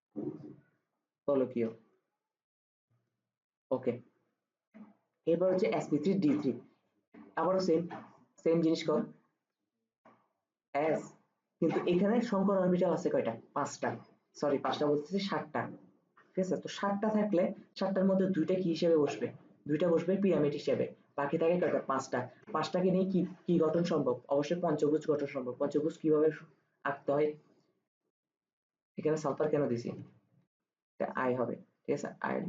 ওকে, তাহলে পাঁচটা কিভাবে সম্ভব? প্রথম চতুর্ভুজ আঁক, চতুর্ভুজ ইজিলি আঁকতে পারো। এখানে ফ্লোরিন, এখানে ফ্লোরিন, চতুর্ভুজ হয়েছে, তার মানে পঞ্চভুজ হওয়ার জন্য এখানে একটা ফ্লোরিন দিতে, তাহলে এখন পঞ্চভুজ হয় কিনা রে? তাহলে স্ট্রাকচারটা হচ্ছে এভাবে, এভাবে যুক্ত, মানে অরবিটাল গুলোর সাথে এভাবে যুক্ত আছে, কিন্তু স্ট্রাকচারটা পঞ্চভুজ হয়েছে কিনা দেখ। এই যে এটা, এটা চতুর্ভুজ, পঞ্চভুজ মানে কি আরো একটা ভুজ বাড়তে থাকবে, এই যে দেখতো পঞ্চভুজ হয়েছে কিনা, পঞ্চভুজ, ঠিক আছে। তার মানে এখন বাকি থাকে দুইটা, দুইটা কি হিসেবে বসে যায়? দুইটা বসবে যে উপরে আর নিচে পিরামিড হিসেবে বসে যাবে। এখানে একটা ফ্লোরিন আর এখানে একটা ফ্লোরিন, ঠিক আছে। তাহলে হয়েছে কিনা দেখ এবার। তাহলে এটা এই স্ট্রাকচারটার নাম কি দিবি? অবশ্যই তুই যেটা চোখে দেখতেছিস সেটাই, পঞ্চভুজীয় দুইটা পিরামিড। এই যে দুইটা পিরামিড আর পঞ্চভুজীয়, তার মানে স্ট্রাকচারটার নাম হচ্ছে পঞ্চভুজীয় দ্বিপিরামিড। পঞ্চভুজীয় দ্বিপিরামিড, ঠিক আছে, পঞ্চভুজীয় দ্বিপিরামিড। বুঝতে পারছো আশা করি। এখন এখানে আবার একটা প্যাচ আসে। প্যাচটা হচ্ছে যে এই যে স্ট্রাকচার গুলোতে একটা প্যাচ আসে, ওই যে লোন পেয়ার ইলেকট্রন, এই লোন পেয়ার ইলেকট্রন যেখানে থাকবে সেখানে ঝামেলা করবে। তো লোন পেয়ার ইলেকট্রন তার মানে sp3d, sp3d2, sp3d3 এসব সংকর অরবিটালের ক্ষেত্রে যদি লোন পেয়ার ইলেকট্রন থাকে, তো লোন পেয়ার ইলেকট্রন গুলা নিশ্চয়ই ওদের বন্ধন কোণ চেঞ্জ করে দিবে, ঠিক আছে, বন্ধন কোণ কমাই দিবে। আর বন্ধন কোণ কমাই দিলে কি হবে? ওই স্ট্রাকচারে চেঞ্জ আসবে, শেপে চেঞ্জ আসবে। তো তখন কি হবে? এই যে যে লোন পেয়ার ইলেকট্রন যেখানে যায় সেখানে ডিস্টার্ব করে, ঠিক আছে, নিজেরা তো বন্ধনে অংশগ্রহণ করে না, অলস, তোর আর আমার মতো। চাইলে অংশগ্রহণ করতে পারতো কিন্তু করে না, ঠিক আছে। চাইলে পড়ালেখা করে বই শেষ করে রাখতে পারতো কিন্তু করি না আমরা, ঠিক আছে, আমরা অলস। একে তো অলস, আবার কি করি? অন্যের পড়ার ডিস্টার্ব করি, ঠিক আছে, কারণ নিজেরা বসে আছি যে। তাহলে কি করবো? লোন পে ইলেকট্রন আবার ঠিক সেম কাজ করতেছে। কি করবে? যেহেতু একলা একলা বসে আছে, কাজও নেই, মাঝখান দিয়ে শেপটা চেঞ্জ করে দিচ্ছে, বন্ধন চেঞ্জ করে দিচ্ছে, উদয়। তাহলে লোন পেয়ারের ক্ষেত্রে কি হবে? ট্রিকটা, ট্রিকটা হচ্ছে যে এখানে লেখ, যদি যদি লোন পেয়ার ইলেকট্রন থাকে, যদি লোন পেয়ার ইলেকট্রন, লেখা হঠাৎ বিশ্রী হচ্ছে কেন? যদি লোন পেয়ার ইলেকট্রন থাকে, ঠিক আছে, তখন কি হবে? তখন হচ্ছে যে ট্রিক হচ্ছে যে প্রতিটি এলপির জন্য একটি লুপ বাদ যাবে, ঠিক আছে, ঠিক সেম যে রুলসটা আমরা sp3 ক্ষেত্রে কাটাইছি, মানে ডি অরবিটাল আসার আগ পর্যন্ত কাটাইছি। হ্যাঁ, প্রতিটি এলপির, প্রতিটি এলপির জন্য একটি লুপ বাদ যাবে, একটি লুপ, লুপ মানে অরবিটাল আর কি, ঠিক আছে, একটি লুপ বা শঙ্কর অরবিটাল বাদ যাবে, লুপ বা শঙ্কর অরবিটাল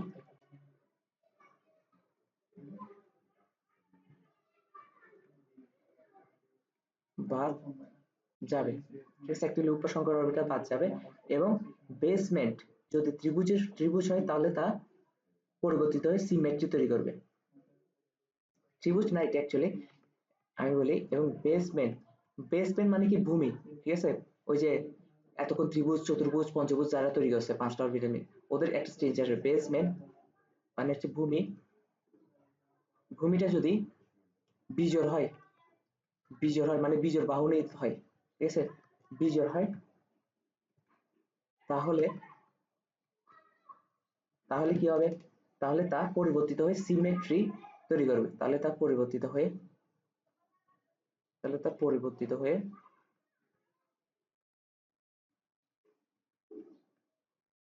সিমেট্রি বা প্রতিসম তৈরি করবে। প্রতিসম বা সিমেট্রি মানে কি তৈরি করবে? যেমন মানুষ একটা সিমেট্রি, এটা তোকে যদি সহজভাবে বলি, এটা ধর একটা মানুষ আঁকলাম, এই যে মানুষ, ঠিক আছে? তুই যদি এখন মাঝ বরাবর কেটে ফেলো, জুম করে মাঝ বরাবর কেটে ফেললে এই অংশ আর এই অংশ সমান দেখাবে না, মানে দেখতে একই রকম, শেপ একই, সবই একই, বা ডান আর বাম অংশ। তো ব্যাপারটা হচ্ছে এরকম, আমরা যদি মাঝ বরাবর কেটে ফেলি, কেটে ফেলার পর যদি ডান অংশ আর বাম অংশ সমান দেখায়, এটা হচ্ছে কি সিমেট্রি। ঠিক আছে, এটা কি সিমেট্রি। ঠিক আছে, সব কিন্তু আমি লিখে দিচ্ছি, এগুলো সব নোট চাই আমি। ঠিক আছে, পিডিএফ ভাবে নোট নোট পাঠিয়ে দিবে আজকে লাস্ট ক্লাস। ঠিক আছে, তাহলে সিমেট্রি হয়। আচ্ছা, এখন যদি আমরা উদাহরণ দিতে বলস, উদাহরণ দিয়ে অবশ্যই, উদাহরণ না করলে আমরা কিছু বুঝবো না। ওকে,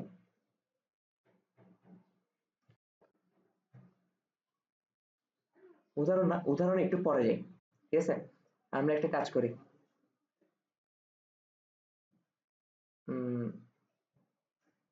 প্রিভিয়াস পেজটা যাই, একটু ওয়েট কর, একটা কাজ করি।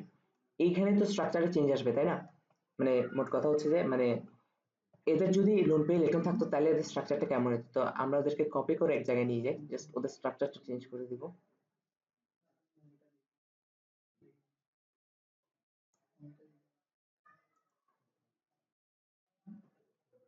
কপি,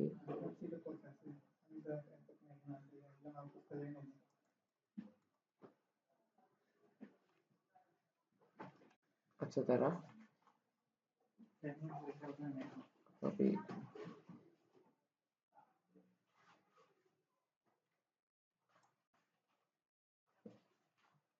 কপি,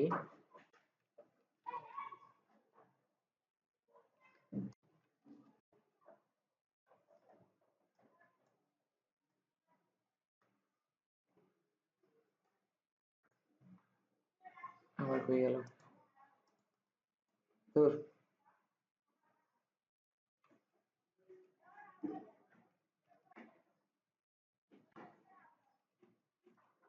আচ্ছা যাই হোক, আমরা আবার করি, সমস্যা নেই।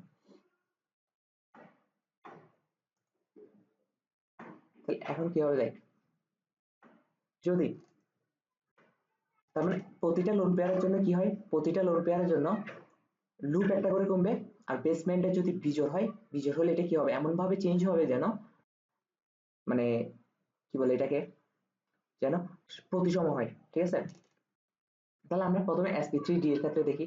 sp3d, এখানে এখানে কি ছিল, sp3d2, sp3d2, sp3d3, ওকে, এটা তিনটা ছিল। তো আমরা কি দেখছিলাম, sp3d স্ট্রাকচারটা একটু আগে দেখে আসলাম যে কি, এটা ডি স্ট্রাকচারটা হচ্ছে অনেকটা ইয়া ত্রিভুজীয় দ্বি পিরামিড, মানে কেমন, যেমন হচ্ছে ধর এখানে এক্স আছে, এরকম, এরকম, এরকম, এরকম, এরকম, ত্রিভুজীয় দ্বি পিরামিড, তাই না? এই যে এখানে ত্রিভুজ তৈরি করে, ভূমিটা বেসমেন্টটা, আর এই দুইটা পিরামিড, এটা হচ্ছে কি ত্রিভুজীয় দ্বি পিরামিড। তারপর এটা কি, এটা হচ্ছে যে এটা কেমন স্ট্রাকচার তৈরি করে, এটা হচ্ছে চতুস্থলিকীয় দ্বি পিরামিড বা অষ্টতলিকীয়। ধর এখানে কেন্দ্রীয় পরমাণু এক্স, তারপর এখানে দুইটা মানে সারাউন্ডিং অ্যাটম আছে, এদের সাথে কি তৈরি করে, এদের সাথে চতুর্ভুজীয় দ্বি পিরামিড। ঠিক আছে, চতুর্ভুজীয় দ্বি পিরামিড, এই যে চতুর্ভুজীয় দ্বি পিরামিড তৈরি করে। আর এখানে কি থাকে, এখানে হচ্ছে যে দুইটা পিরামিড থাকে। ঠিক আছে, আর পঞ্চভুজের ক্ষেত্রে কি হয়, ঠিক সেম জিনিস, আরেকটা বেড়ে যাবে, পঞ্চভুজীয় দ্বি পিরামিড তৈরি করবে। ঠিক আছে, পঞ্চভুজীয় দ্বি পিরামিড তৈরি করবে।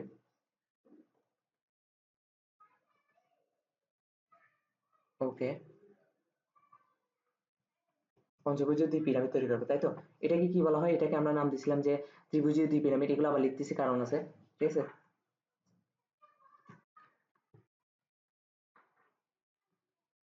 ত্রিভুজীয় দ্বি পিরামিড।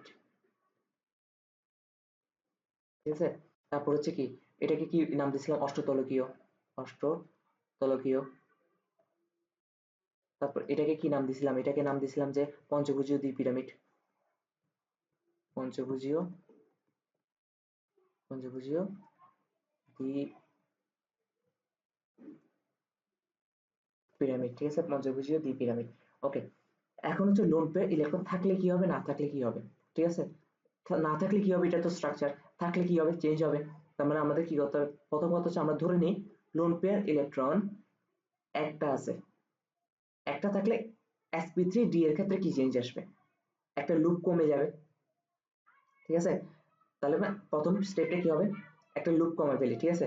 ওর ক্ষেত্রে যদি এলপি সমান 1 হয় তাহলে একটা লুপ কমে ফেলি, লুপ কমে ফেললে কি হবে, ধর উপর থেকে একটা লুপ কমে ফেলছি, এক্স এখানে আছে দুইটা, এখানে একটা একটা, ঠিক আছে। এই যে এখানে লুপ কমে গেছে, কারণ লুপ কমে গেছে কেন, এখানে লোন পেয়ার ইলেকট্রন আছে তাই, ঠিক আছে। লোন পেয়ার ইলেকট্রন মানে কার সাথে বন্ধন গঠন অংশগ্রহণ করে না, তো বন্ধন গঠন অংশগ্রহণ না করলে এখানে তো অরবিটাল থাকবে কোত্থেকে, ঠিক আছে। মানে ওর নিজের অরবিটাল আছে কিন্তু কোনো সংকর অরবিটাল নেই, ঠিক আছে, সংকর অরবিটাল। ওকে, এখন কি হবে, এখন বেসমেন্ট যদি ত্রিভুজ হয় বা বিজোড় হয়, ঠিক আছে, বিজোড় হলে কি বলছি, এমন ভাবে চেঞ্জ হবে যেন এটা সিমেট্রি হয়, মানে মাঝখান বরাবর কাটলে দুই পাশ সমান হয়। দেখতো বেসমেন্ট ত্রিভুজ কিনা, এই যে বেসমেন্ট 1 2 3 ত্রিভুজ না, আর এটা তো পিরামিড ছিল, ঠিক আছে, মানে বেসমেন্টের অংশ না। ভূমি ত্রিভুজ, ত্রিভুজ মানে কি তিনটা বাহু নিয়ে তৈরি, তো তিনটা বাহু নিয়ে যেহেতু তৈরি, তিনটা বাহু মানে কি অবশ্যই বিজোড় সংখ্যা, তো মানে এমন ভাবে চেঞ্জ আসবে যেন উভয়টা পাশে কাটলে সমান হয়ে যায়, ঠিক আছে। তখন কি হয়ে যায়, তখন স্ট্রাকচারটা হয়ে যায় এক্স, এটা হালকা উপরে উঠে যায়, এই দুটা হালকা উপরে উঠে যায়, হালকা হালকা উপরে হালকা উপরে, ঠিক আছে, হালকা উপরে উঠে যায়, আর এই দুইটা একটু এই পাশে বেঁকে যায়, ঠিক আছে। তাহলে কেমন দেখাবে, একটু এই পাশে বেঁকে গেলে এরকম দেখাবে, ঠিক আছে। এখন দেখতো এই স্ট্রাকচারটা অনেকটা, এখন তুই যদি স্ট্রাকচারটা যদি মাঝ বরাবর কাটোস, মাঝ বরাবর যদি কেটে ফেলোস, কেটে ফেললে দুই পাশে সমান পাবি না, সেম জিনিস পাবি না, দেখতে একই রকম, তার মানে এটা সিমেট্রি হয়েছে, হয়েছে। এখন তুই বুঝবি যে এটা এরকম কিভাবে চেঞ্জ হয়, এরকম কিভাবে চেঞ্জ হয়, এটা তুই কেমনে বুঝবি, এটা তোর বোঝার দরকার না, আমি তো তোকে বুঝাই দিচ্ছি, এর বাইরে তো প্রশ্ন আসবে না, ঠিক আছে। তার মানে sp3 দিতে এইভাবে চেঞ্জ হয়, ঠিক আছে। এখন কথা হচ্ছে দেখ তো, এটা ছোটবেলার একটা খেলনার মতন লাগতেছে কিনা, খেলনা বলতেছি শিশু পার্কের মতন লাগতেছে কিনা, শিশু পার্কে যে এই যে এরকম একটা জিনিস থাকতো, এদিকে একটা জিনিস থাকতো, এই পাশে ধর একটা একটা মানুষ বসতো, এই পাশে একটা মানুষ বসতো, এই পাশে কি বসতো, আরেকটা মানুষ বসতো, মনে আছে, আর যে আরেকটা মানুষ বসতো, বসলে কি হতো, ও ও যখন ওজন দিত এটা উপরে উঠে যাইতো, আবার ও যখন ওজন দিত এটা উপরে উঠে যাইতো। এই যে শিশু পার্কে এই যে জিনিসটা দেখতি না, এই জিনিসটাকে বলা হয় সি সো, এটাকে কি বলা হয়, সি স। তার মানে এই স্ট্রাকচারটাকে কি বলবো আমরা, সি স। বুঝতে পারছি, স্ট্রাকচারটা অনেকটা এরকম দেখাচ্ছে না, বুঝতে পারছি আশা করি, ঠিক আছে। আচ্ছা, এটা আমি এই পাশে নিয়ে যাই যাতে তুইও খাতায় নোট করতে পারো।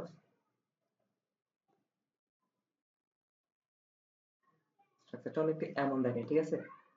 ওকে, তারপর যদি এলপি সমান 2 হয়, মানে লোন পেয়ার ইলেকট্রন দুইটা আছে, মানে চারটা ইলেকট্রন আর কি, লোন পেয়ার পেয়ার হিসেবে হিসাব করলে দুইটা, ঠিক আছে। লোন পেয়ার ইলেকট্রন দুইটা থাকলে তখন কি হয়, দুইটা থাকে, তাহলে লোন পেয়ার যদি দুইটা থাকে তাহলে লুপ আরেকটা কমবে, একটার জন্য একটা একটা লুপ কমবে বা অরবিটাল কমবে, লুপ আরেকটা কমবে। তো লুপ যখন আরেকটা কমবে, ধর এখান থেকে লুপ, এখন এটা হচ্ছে স্টেপ 1, লুপ কমছে, এটা স্টেপ 2, ঠিক আছে, এটা স্টেপ 1 স্টেপ 2 কিন্তু এটা, ঠিক আছে। তার মানে এখন স্টেপ 2 তে কি হবে, এলপি যখন 2 হয়ে গেলে তখন স্টেপ 1 এ কি হবে, এটা এক্স, এখানে একটা বাহু, এখানে একটা অরবিটাল, ধর এখানে একটা আছে, কিন্তু এখানে যেটা আছে এটা গেছে গা, কারণ লুপ কমবে একটা একটা করে, এটা স্টেপ 1। স্টেপ 2 তে কি বলছি, বেসমেন্ট যদি বিজোড় হয়, বেসমেন্ট যদি বিজোড় হয় তাহলে কি হবে, এমন ভাবে স্ট্রাকচার তৈরি করবে যেন সিমেট্রি হয়, ঠিক আছে। তার মানে স্টেপ 2 কি হবে, দেখতে এখন বেসমেন্ট বিজোড় হয়ে গেছে তিনটা না, ভূমির মতন কাজ করতেছে না তিনটা, এখানে কোনো পিরামিড আছে, পিরামিড নাই, তাহলে বেসমেন্ট ভূমি এখন, তাহলে এমন ভাবে স্ট্রাকচার তৈরি করবে যেন সিমেট্রি হয়, সিমেট্রি একমাত্র কিভাবে সম্ভব, এক্স এই দুইটা পাশাপাশি চলে আসছে, উপরে দুইটা আর নিচেটা এভাবে চলে আসে, দেখতে এখন মাঝে বরাবর কাটলে এই অংশ আর এই অংশ সমান দেখাবে, ডান অংশ আর বাম অংশ। আর এটাকে দেখতে অনেকটা কিসের মতন দেখাচ্ছে, ইংরেজি বর্ণ, ইংরেজি বর্ণ টি, টি এর মতন না? তাহলে এটা বলতে পারেন এটা টি শেপ। এটা কি শেপ? টি শেপ। ওকে, এটা টি শেপ। এখন যদি এলপি সমান 3 হয়, কি হলে এলপি সমান 3 হয়, এলপি সমান যদি 3 হয় তখন কি হবে? এলপি সমান 3 হলে আর একটা লুপ কমে যাবে, ধর এই লুপটা কমে গেছে, তখন কি দেখাবে? তখন দেখাবে এরকম দেখাবে না, আরেকটা লুপ কমে গেছে বা অরবিটাল কমে গেছে। এটা তো স্টেপ 1 করলে যায়, স্টেপ 2 করলে যায়। হ্যাঁ, এটা থেকে সিমেট্রি বানাবার দরকার নেই, এটা মাঝে বরাবর কাটলে সমানই দেখাবে, এখানে একটা এখানে একটা, ঠিক আছে, ডান অংশ বাম অংশ সমান দেখাবে। তাহলে তখন কি হবে? তখন হচ্ছে এটা এটা স্ট্রাকচারটা কেমন? স্ট্রাকচারটা সরল রৈখিক না? এটা হচ্ছে যে সরল রৈখিক। ওকে, বুঝতে পারছি আশা করি, সরল রৈখিক। তার মানে এগুলো কার ক্ষেত্রে? এগুলো অনলি sp3d এর ক্ষেত্রে। এই যে sp3d এর ক্ষেত্রে, sp3d এর ক্ষেত্রে যদি লোন পেয়ার ইলেকট্রন একটা দুইটা তিনটে আসে তাহলে কেমন দেখায়। হ্যাঁ, এগুলো পরীক্ষায় প্রশ্ন কিভাবে আসবে আমি দেখাই দেবো। এগুলো একটু কঠিন রাখতে পারে, কঠিন কিছু নেই, আমি যখন এক্সাম্পল সহ দেখাবো তখন একদম পানি বাতি যাবে, ঠিক আছে। ওকে, এখন হচ্ছে sp3d2 এর ক্ষেত্রে কি হবে? sp3d2 এর ক্ষেত্রে ধর অন্য কালারতে লিখে তাহলে সব মিক্স হয়ে যাচ্ছে। spt-d2 এর ক্ষেত্রে কি হবে? ওকে, এটা হচ্ছে sp3d2, ঠিক আছে। sp3d2 এর ক্ষেত্রে কি হবে? যদি লন পেয়ার ইলেকট্রন একটা আসে, একটা থাকে, তখন হচ্ছে যে এটা নরমাল স্ট্রাকচারের অষ্টতলিকীয়, ঠিক ঠিক কিনা? এখন আমরা কি বলছিলাম, প্রথমে আমরা স্টেপ 1 কি করব? স্টেপ 1 হচ্ছে যে একটা লুপ বাদ দিয়ে দিব। তো লুপ বাদ দিলে কখনো ভূমি থেকে বাদ দিবি না, লুপ বাদ দিলে সবসময় কি থেকে বাদ দিবি? পিরামিড থেকে বাদ দিবি, ঠিক আছে। তো পিরামিড থেকে বাদ দিলে ধর একটা পিরামিড বাদ দিয়ে দিলে, একটা পিরামিড বাদ দিয়ে দিলে কেমন দেখাবে তখন স্ট্রাকচারটা? তখন স্ট্রাকচারটা দেখাবে না যে এরকম, যে একটা পিরামিড আছে আর বাকিগুলো তো এরকম আগের মতন যা আছে তা। তোর নিচের পিরামিডটাকে বাদ দিয়ে দিচ্ছে আর কি, নিচের পিরামিডটাকে বাদ দিয়ে দিছে, ঠিক আছে। সেকেন্ড কাজ করতে হয় কি? সেকেন্ড কাজ করতে হয় যে যদি বিজোড় হয়, বেসমেন্ট যদি বিজোড় হয় তাইলে এমন ভাবে ইয়া করতে হবে, স্ট্রাকচার তৈরি করতে যেন সিমেট্রি হয়। কিন্তু এখানে তো বেসমেন্ট বিজোড় না, এখানে বেসমেন্ট অলরেডি জোড় আছে, জোড় না? এই যে চারটা বেসমেন্ট, বেসমেন্ট কি দিয়ে গঠিত? চারটা বাহু নিয়ে গঠিত, মানে চতুর্ভুজ জোড় সংখ্যা নিয়ে গঠিত। তাহলে কি হবে? তাহলে আমাদের আর কিছু করার দরকার নেই। এখন স্ট্রাকচার যেমন দেখাচ্ছি এটাই স্ট্রাকচারের নাম। স্ট্রাকচারের নাম কি? স্ট্রাকচারের নাম হচ্ছে যে ইয়া, যেহেতু চতুর্ভুজ এটা বর্গাকার দেখাচ্ছে না, বর্গাকার পিরামিড। কি পিরামিড? বর্গাকার। বর্গাকার মানে চতুর্ভুজ আর কি, বর্গাকার। চতুর্ভুজের চার বাহু সমান হলে এটাকে কি বলে? বর্গ। এখানে অবশ্যই চার বাহু সমান হবে, কারণ এটা সেম অরবিটাল, সংখ্যার অরবিটাল না। এটা তো সম আকৃতি, সমসংখ্যক। তার মানে কি সমাকৃতির হলে এগুলো বর্গাকার হবে, বর্গ বলাই যায়, ঠিক আছে। বর্গাকার, আর যেহেতু একটা পিরামিড আছে তার মানে বর্গাকার পিরামিড, ঠিক আছে, বর্গাকার পিরামিড, ঠিক আছে। তারপর হচ্ছে কি, এখন যদি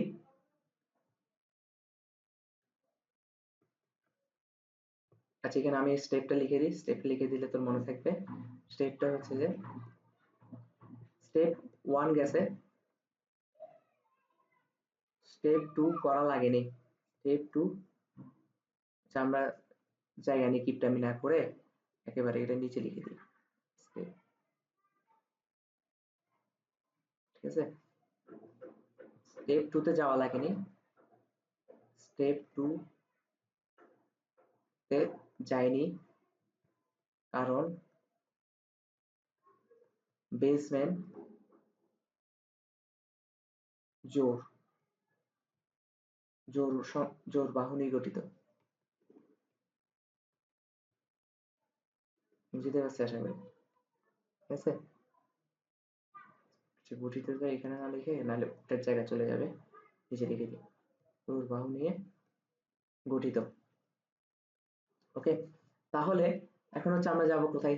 এখন যাব হচ্ছে যে যদি লোন পেয়ার দুইটা থাকে, দুইটা থাকলে কি হবে? দুইটা থাকলে হচ্ছে যে দুইটা থাকলে আহ তখন স্ট্রাকচারটা হবে উপরের পিরামিডের সহ চলে যাবে, তখন একদম নর্মাল স্ট্রাকচার, বর্গাকার, ঠিক আছে, সমতলীয় বর্গাকার হবে আর কি। এই যে এখানে একটা, এখানে একটা, এখানে একটা, এখানে একটা, এই যে সমতলীয় বর্গাকার হবে, উপরে পিরামিডটা চলে যাবে, কারণ একটা একটা লুপ কমতে থাকবে, একটা একটা অরবিটাল কমতে থাকবে। তো এরপর LP3 তে যাওয়ার দরকার আছে, LP3 তে যাওয়ার দরকার নেই, কারণ কেন, LP3 তে গিয়ে লাভটা কি হবে, ঠিক আছে, হুদাই বেসমেন্টের স্ট্রাকচার, সিমেট্রি স্ট্রাকচারটা নষ্ট হবে না, আমাদের তো আলটিমেটলি সিমেট্রি পর্যন্ত আসলে হয়, ঠিক আছে, তার মানে LP3 SP3 D2 তে হয় না, ঠিক আছে, লোন পেয়ার ইলেকট্রন 3 থাকে না নরমালি, আর থাকে না বলতে কি, এটা আমাদের বইতেও নাই, ঠিক আছে, ইন্টারের বইতে নাই, একটু পর্যন্ত আছে, তার মানে এটা হচ্ছে LP2 পর্যন্ত আছে। আর এটা স্ট্রাকচার কেমন হবে, এটা স্ট্রাকচার হচ্ছে সমতলীয় বর্গাকার, ঠিক আছে, সমতলীয়, সমতলীয় বর্গাকার, বুঝতে পারছি, ওকে। এবার হচ্ছে এটার স্ট্রাকচারও শেষ, এখন আমরা যাব কোনটায়, তো আমি এগুলো একটু দূরে সরাই,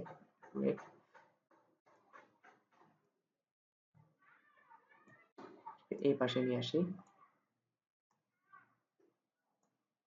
ওকে,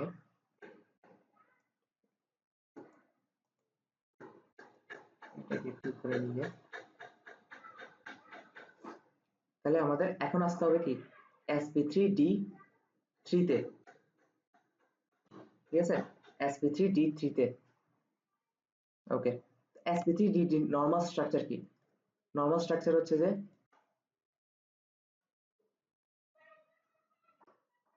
ওকে, sp3d3 নরমাল স্ট্রাকচার হচ্ছে যে পঞ্চভুজীয় দ্বি পিরামিড, তাই তো, এটা আমরা গত একটু আগে পড়ে আসলাম, ছোটবেলায় পড়ে আসছি। এখন কথা হচ্ছে যদি লোন পেয়ার ইলেকট্রন থাকে তাহলে কি হবে, ঠিক আছে, তো ধর লোন পেয়ার ইলেকট্রন একটা একটা আছে, Lp সমান 1, Lp সমান 1 হলে কি হবে, Lp সমান 1, Lp সমান 1 হলে কি হবে, Lp সমান 1 থাকলে প্রথমে একটা লুপ কমবে, তো একটা লুপ যদি পিরামিড থেকে কমাই, ঠিক আছে, একটা লুপ যদি আমি পিরামিড থেকে কমাই তাহলে কি হবে, পিরামিড থেকে কমাইতে পারি, আবার ইয়ার থেকে কমাইতে পারি, কিসের থেকে, মানে বাড়তি যে বুস্টটা আছে, বাড়তি যে বেসমেন্টের বাড়তি যে বুস্টটা আছে এটাও কমাইতে পারি, একটা লুপ কমে গেলে তখন কেমন দেখাবে, তখন দেখাবে না যে এরকম যে ওই যে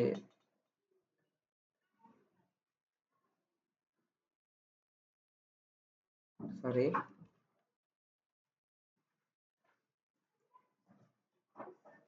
এরকম দেখাবে না, তো এটাকে আমরা কি বলতাম, চতুর্ভুজীয় দ্বিপিরামিড, তাই না, চতুর্ভুজীয় দ্বিপিরামিড। তো চতুর্ভুজীয় দ্বিপিরামিডের দেখ আগে একটা নাম ছিল, আমি দিছি এই যে চতুর্ভুজীয় দ্বিপিরামিড, এটাকে অষ্টতলিকীয় বলা হয়, আমার এই স্ট্রাকচারটাকে আমরা অষ্টতলিকীয় বলতে পারি না, স্ট্রাকচারটাকে আমরা অষ্টতলিকীয় বলতে পারি না, অষ্টতলিকীয়, এখানে একটা জায়গা খালি রাখ, এই জায়গা খালি রাখ, অষ্টতলিকীয় বলতে পারি কিনা, কিন্তু এটা কি শুরুতে অষ্টতলিকীয় ছিল, ছিল না, এটা নরমাল স্ট্রাকচার, অষ্টতলিকীয় না, এটা লোন পেয়ার ইলেকট্রন থাকার কারণে অষ্টতলিকীয় হয়েছে, তাহলে লোন পেয়ার ইলেকট্রন থাকার কারণে যেহেতু অষ্টতলিকীয় হয়েছে, তার মানে এটা বিকৃত হয়েছে, বিকৃতভাবে অষ্টতলিকীয় হয়েছে, তার মানে এটা লিখতে হবে বিকৃত অষ্টতলিকীয়, ঠিক আছে, তো আমাদের বইয়ে এটা লোন পেয়ার ইলেকট্রন 1 পর্যন্ত আছে, যে একটা লোন পেয়ার ইলেকট্রন একটা থাকলে কি হয় sp3d তে, সেটা হচ্ছে বিকৃত অষ্টতলিকীয়, এটা কি বাড়তি যে বুস্টটা ছিল ওই অরবিটালটা বাদ দিছি, বাদ দিলে এরকম স্ট্রাকচার তার হয়, ঠিক আছে, সিমেট্রির অবস্থায় তো আছে, তো আমাদের ইয়াতে যাইতে হবে না, স্টেপ 2 তে যাইতে হবে না, তার মানে স্টেপ 2 তে মানে সিমেট্রি অবস্থায় যাইতে হবে কোথায়, শুধু sp3d তে, মানে একটা ডি অরবিটাল থাকলে তখন হচ্ছে কি সিমেট্রি অবস্থায় থাকতে হয়, এই বেশি থাকলে আর যাইতে হয় না, ঠিক আছে, নরমালি। তাহলে আমাদের স্ট্রাকচার গুলো বুঝতে পারছি, এখন আমি যদি এক্সাম্পল দিয়ে দিই, এক্সাম্পল দিয়ে দিলে একদম পরিষ্কার ক্লিয়ার হয়ে যাবে, যে এতক্ষণ যা যা মাথার উপর গেছে এখন মনে হবে যা দূর, এগুলো নিয়ে এতক্ষণ মাথা ঘামাইছি আমি, ঠিক আছে, ওকে।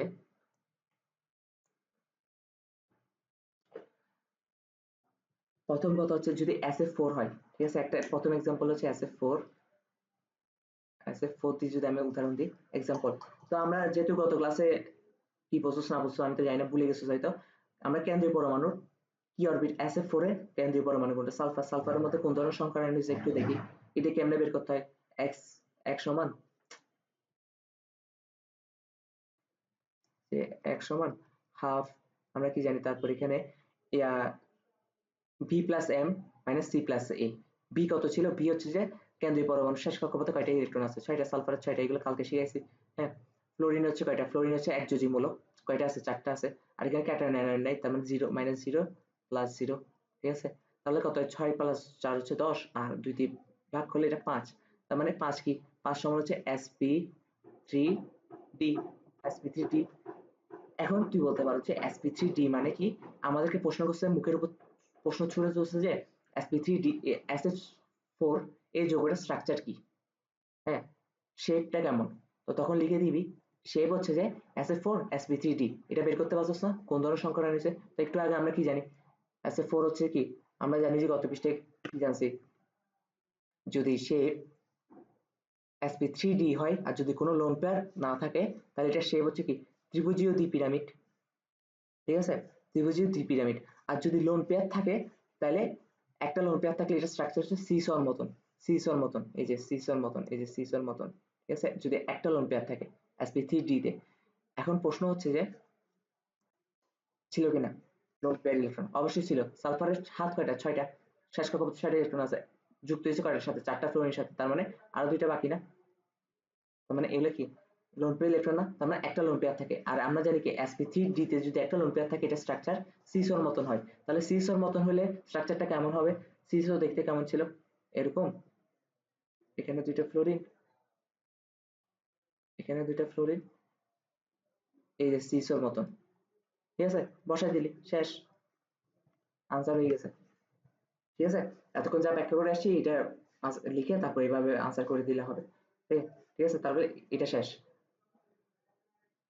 এখন যদি আমি তোকে আরো দিই যে অ্যাসেপসিক্যাল, নর্মালি জ্যানন নিয়ে অনেকগুলো আসে, ঠিক আছে? জ্যানন, সরি,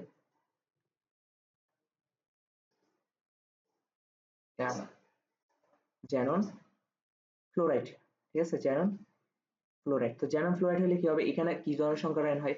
এখানে হচ্ছে যে sp3d। কিভাবে বের করছি এগুলো বের করা আমি শিখাইছি, এই যে একটু আগে সূত্র সহ শিখাইলাম। এগুলো গত ক্লাসে অনেকগুলো প্র্যাকটিস করাইছি, আশা করি পারবি। তো sp3d, তো sp3d এখানে জ্যাননের আমরা কি জানি? জ্যানন কি? একটা হচ্ছে যে নিষ্ক্রিয় মূলক। তো নিষ্ক্রিয় মূলের শেষ কক্ষপথে অবশ্যই 8টা ইলেকট্রন থাকে। 8টা ইলেকট্রন আছে বলে তো আর দরকার হয় না, ওর নিষ্ক্রিয়, ঠিক আছে? 8টা মূলের সাথে 2টা ফ্লোরিনের সাথে যুক্ত। তার মানে আরো ইলেকট্রন বাকি আছে কয়টা? 6টা। 6টা যদি জোড়ায় জোড়ায় থাকে, তার মানে তিনটা তিনটা করে। তার মানে লোন পেয়ার ইলেকট্রন আছে কয়টা? 3টা। 3টা লোন পেয়ার ইলেকট্রন আছে, এই যে লোন পেয়ার ইলেকট্রন 3টা। তো আমরা কি জানি? sp3d, sp3d তে যদি লোন পেয়ার ইলেকট্রন 3টা থাকে, একটু আগে পড়ে আসছি, এটা স্ট্রাকচার হয় কি কেমন? সরলরৈখিক হয়। এই যে আমি যদি প্রিভিয়াস পেজে যাই, এই যে কেমন হয়? এই যে যদি lp সমান 3টা থাকে, এই যে 3টা থাকে, তাহলে এটা সরলরৈখিক হয়। কিসের ক্ষেত্রে? কিসের ক্ষেত্রে? sp3d এর ক্ষেত্রে, তাই তো? তাহলে সরলরৈখিক হবে। সরলরৈখিকটা কেমন হবে? আমি যদি স্ট্রাকচার রাখি, যে তার মানে কি হবে? যেন এখানে একটা ফ্লোরিন, এখানে একটা ফ্লোরিন, শেষ। সরলরৈখিক। স্ট্রাকচার কেমন হয়েছে? সরলরৈখিক হয়েছে, ঠিক আছে? যেমন এটা স্ট্রাকচার কেমন হয়েছে? এটা স্ট্রাকচার হচ্ছে সিসো। এটা স্ট্রাকচার কেমন? সিসো। আর এটা স্ট্রাকচার কেমন? এটা স্ট্রাকচার হচ্ছে যে সরলরৈখিক, শেষ, সরলরৈখিক। ওকে, তারপর আর কি আসে? আর হচ্ছে চ্যানেল নিয়ে আরো কয়েকটা আসে, আমি তোকে দেখাচ্ছি। তো জ্যানন নিয়ে যদি আরো কয়েকটা দিই আমি, যেমন OF2 আসতে পারে, ঠিক আছে? Xanon, Xanon OF2। তো জ্যানন OF2 এর ক্ষেত্রে কি হয়? জ্যানন OF2 এর ক্ষেত্রে এটা অবশ্যই sp sp3d, এটাও sp3d। কেমনে বুঝছি? এভাবে বের করলে অক্সিজেন হচ্ছে কি দ্বিযোজী মূলক, দ্বিযোজী মূলক তো কোনো সূত্র বসবে না, তো সেম জিনিস, আলটিমেটলি স্ট্রাকচার তো এটাই, sp3d, ঠিক আছে? তো sp3d হলে কিন্তু এখন কিন্তু মুক্তজোড় ইলেকট্রনের সংখ্যা একটা কমে গেছে। আগে কয়টা ছিল? এই স্ট্রাকচারে ছিল 3টা মুক্তজোড় ইলেকট্রন, লোন পেয়ার ইলেকট্রন ছিল 3টা, কিন্তু এখন অক্সিজেন যুক্ত হয়েছে না, অক্সিজেন দুইটাকে নিয়ে ফেলবে না, কারণ অক্সিজেন যদি -2, ঠিক আছে? তাহলে এখন কয়টা হবে? একটা যেহেতু কমে গেছে, তাহলে এখন আছে 2টা। আর sp3d তে যদি 2টা লোন পেয়ার ইলেকট্রন থাকে, তাহলে ওর স্ট্রাকচার কেমন হয়? একটু আগে পড়ে আসি, এই যে একটু আগে পড়ে আসি, যদি লোন পেয়ার ইলেকট্রন 2টা থাকে, এই যে 2টা, তাহলে ওর স্ট্রাকচার হবে টি শেপ, ওর স্ট্রাকচারে কেমন টি শেপ, ঠিক আছে। তাহলে কি হবে এখন, তাহলে এখানে হবে যে ওর স্ট্রাকচারটা টি শেপের মতন হবে। আমি যদি আঁকি ব্যাপারটা, এই যে জ্যানন, এখানে ফ্লোরিন, এখানে ফ্লোরিন, আর এখানে দেখতো টি শেপ হয়েছে কিনা, একদম ইজি নেই ব্যাপারগুলো, দেখি সে মতন হয়েছে টি শেপ, টি শেপের মতন, ওকে। তারপর আরেকটা আসে যে আরেকটা উদাহরণ আসে, নর্মালি নর্মালি এগুলো করলেই হবে, আর আর লাগবে না, আরেকটা লাস্ট করলে হবে যে যদি জ্যানন OF4 থাকে, OF4, তাহলে কি হবে, এখন দেখ এখানে কোনো, এখানে মুক্ত জোড় ইলেকট্রন আরো একটা কমে যাবে না জ্যাননের, কারণ ফ্লোরিন আরো দুইটা এসে যুক্ত হয়েছে, একটা ফ্লোরিন একটা দরকার হয় ইলেকট্রন, একটা ইলেকট্রনের দরকার হয়, কারণ ফ্লোরিনের যোজনিকতা 1, একটা ইলেকট্রন গ্রহণ করলে সে কি হয়ে যায়, অষ্টপূর্ণ হয়। তার মানে এইখানে নিচে নিচে যে দুইটা ছিল একটু আগে OF2 তে, এখন আরো দুইটা ফ্লোরিন যুক্ত হয়েছে, একটা ফ্লোরিন একটা একটা নিয়ে গেছে, তার মানে এখন মুক্ত জোড় ইলেকট্রন কয়টা, একটা, মানে লোন পেয়ার ইলেকট্রন একটা, ঠিক আছে। পেয়ার হিসেবে বলতেছি আমি একটা, কিন্তু আছে তো ইলেকট্রন দুইটা, জোড় হিসেবে থাকলে একটা, ঠিক আছে। তাহলে এখন কি হবে, এই ক্ষেত্রে কোন ধরনের সংকরণ হয়, এক্ষেত্রে আমরা দেখে আসছি সংকরণ হয় যে sp3d2, sp3d2, ঠিক আছে।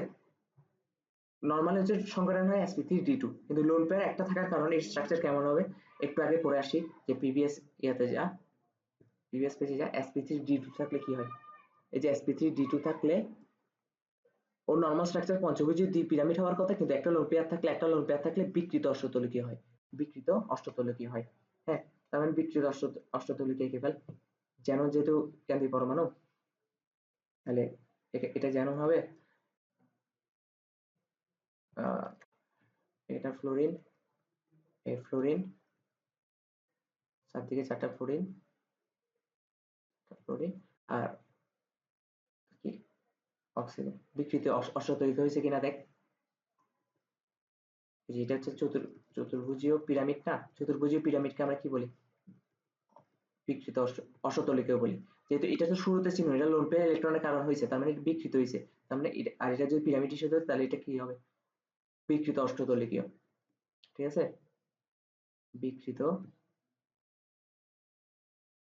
অষ্টতলকীয়, বিকৃত অষ্টতলকীয়, বুঝাতে পারছি আশা করি।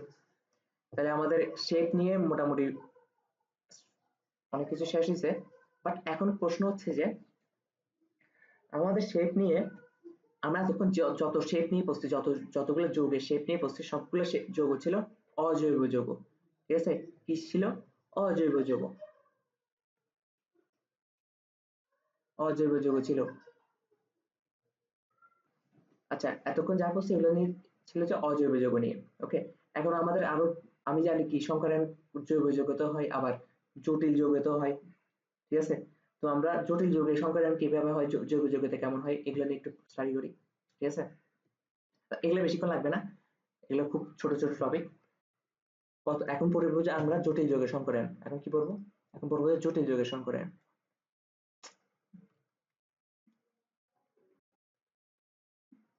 জটিল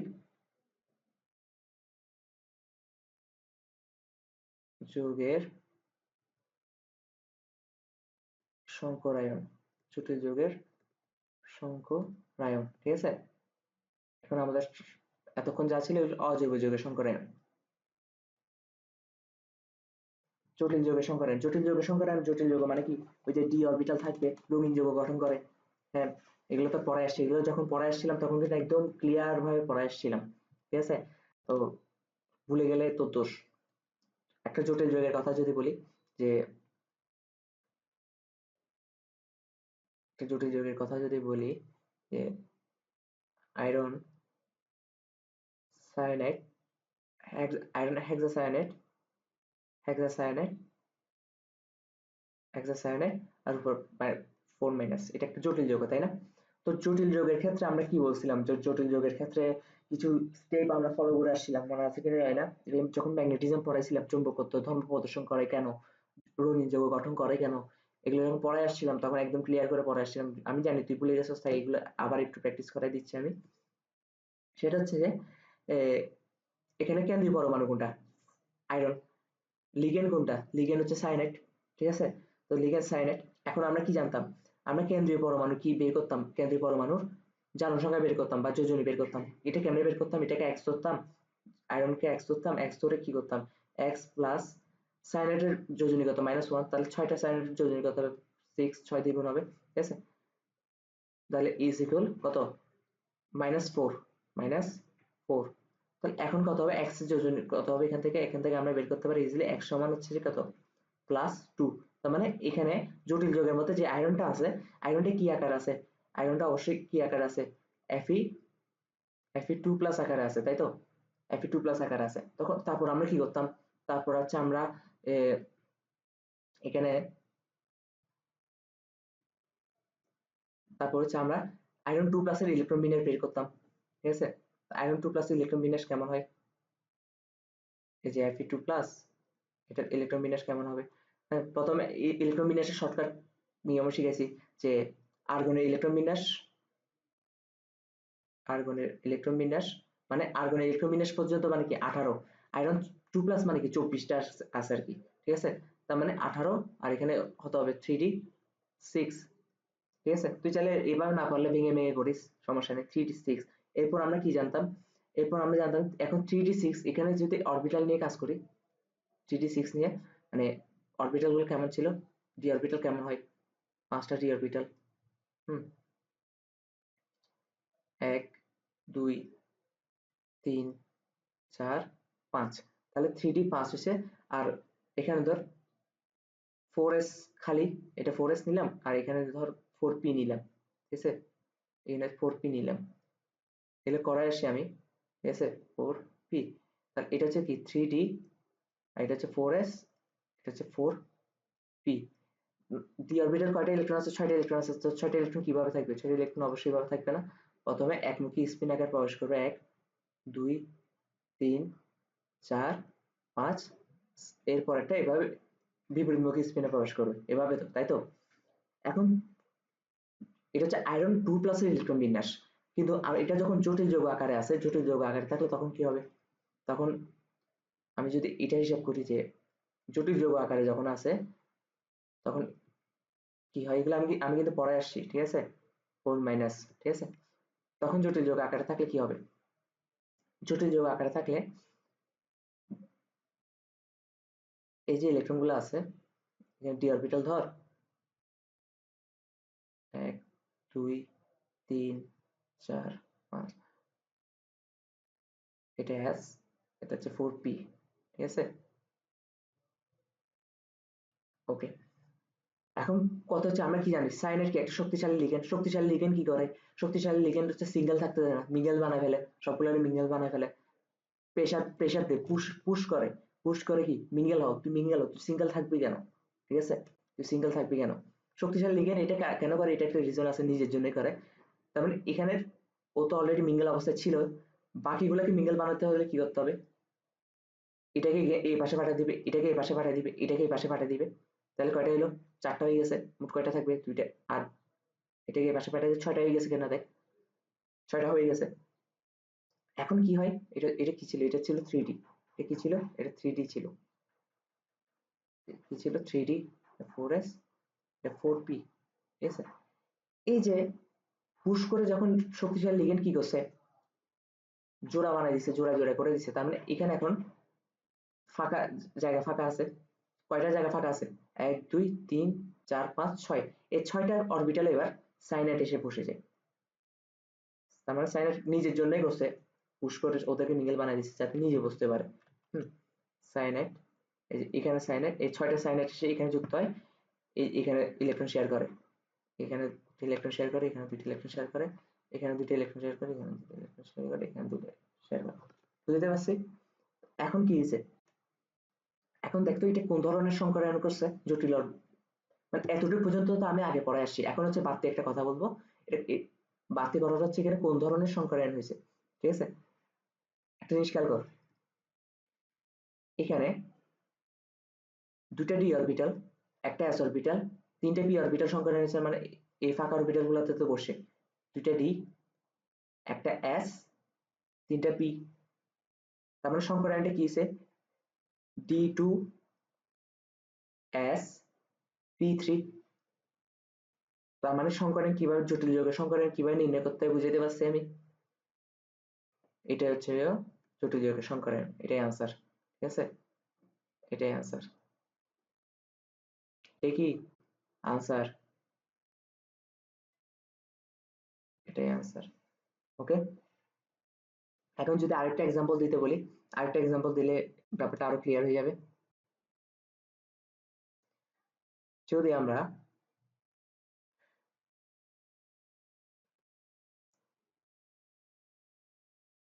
FeCl6 আর এখানে এটা,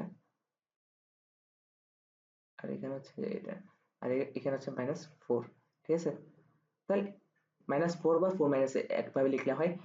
এখানে এক সমান কত, এখানে এক সমান হচ্ছে যে +2, এক সমান +2 মানে কি, এখানে আয়রন আছে কিভাবে, Fe2+ আকারে আছে।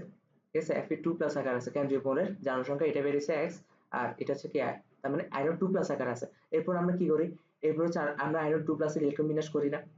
ঠিক আছে, আয়রন 2+ এর ইলেকট্রন বিন্যাস করলে কি হয়, আগের ইলেকট্রন বিন্যাসটা আমরা একটু কপি করে নিয়ে আসতে পারি কিনা দেখি।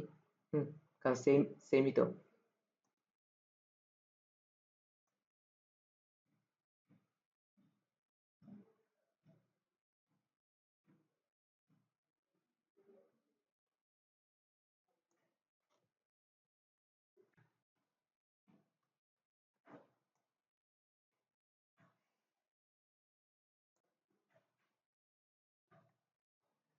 এই যে আমরা নিয়ে আসলাম,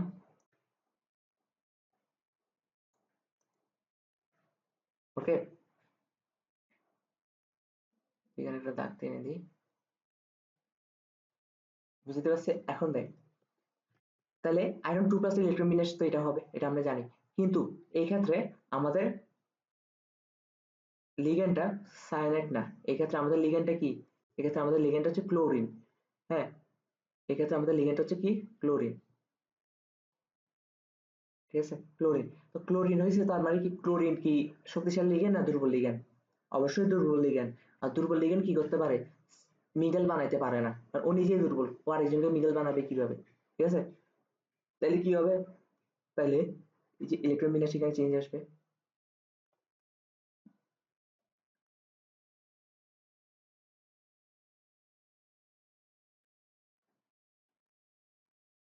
চেঞ্জ আসবে। তার মানে ও যেহেতু নিজেই দুর্বল, ও ইয়া বানাইতে পারে নাই, মিডল বানাইতে পারে না, তার মানে ইলেকট্রন বিন্যাস যা আছে তাই থাকবে। ঠিক আছে, এখন যা আছে তা থাকলে এখানে তো ক্লোরিন 6টা, তো 6টা ক্লোরিন যুক্ত হবে কিভাবে? সায়ানাইড তো নিজের কাজ নিজে করে বলছিল। ঠিক আছে, তাহলে 6টা ক্লোরিন যুক্ত হবে কিভাবে? তাহলে দেখতে একটা কাজ করতে হবে না, যে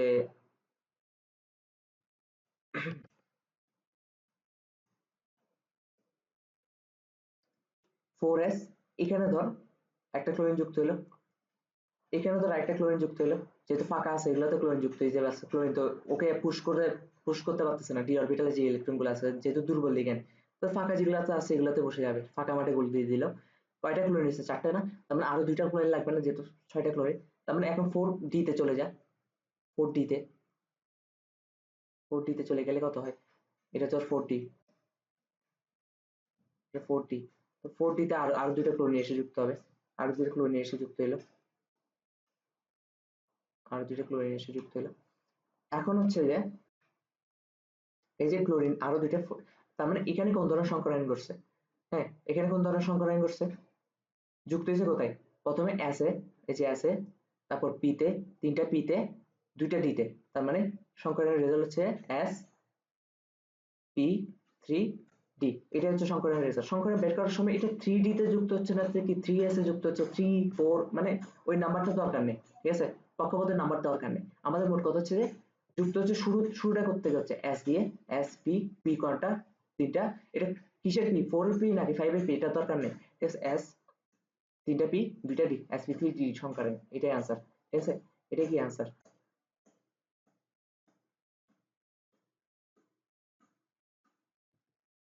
দেখি আচ্ছা কি আনসার। ঠিক আছে, এখন প্রশ্ন হচ্ছে যে sp3 ডি যে কথা, d2 sp3 কি সেম কথা? অবশ্যই না, অবশ্যই না। d2 sp3 মানে কি d অরবিটাল দুটো আগে, এরপর s অরবিটাল, এরপর তিনটা p অরবিটাল মিলে যুক্ত সংকর অরবিটাল তৈরি হয়েছে। আর sp3d মানে হচ্ছে প্রথমে s অরবিটাল, তারপর তিনটা p অরবিটাল, তারপর d অরবিটাল মিলে সংকর অরবিটাল তৈরি হয়েছে। ঠিক আছে, কয়টা? পাঁচটা। কেমনে?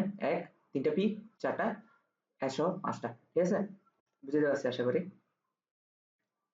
তার মানে একটা জিনিস কি, একটা একটা ক্লু আমরা লিখতে পারি, যে ইজিলি লিখতে পারি না, যে লিগ্যান্ড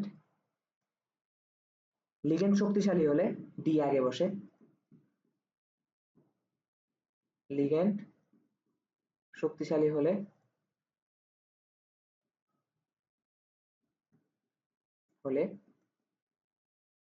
ডি আগে বসে, ডি আগে বসে। ঠিক আছে, আর যদি লিগ্যান্ড দুর্বল হলে, লিগ্যান্ড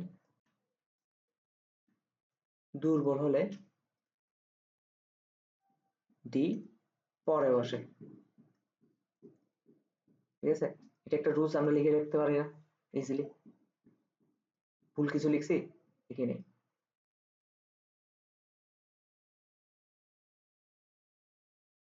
আর এটা রুলস বক্স করে দিলাম। ওকে, এখন কোনো কারণে যদি ডি অরবিটাল, কোনো কারণে যদি ডি অরবিটাল কোনো কারণে কোনো কারণে ডি অরবিটালে যদি 9টা ইলেকট্রন থাকে, ঠিক আছে, কোনো কারণে যদি ডি অরবিটালে 9টা ইলেকট্রন থাকে, কয়টা ইলেকট্রন? যদি 9টা ইলেকট্রন থাকে, এটা তো ডি অরবিটাল লাগতেছে আমি, ঠিক আছে,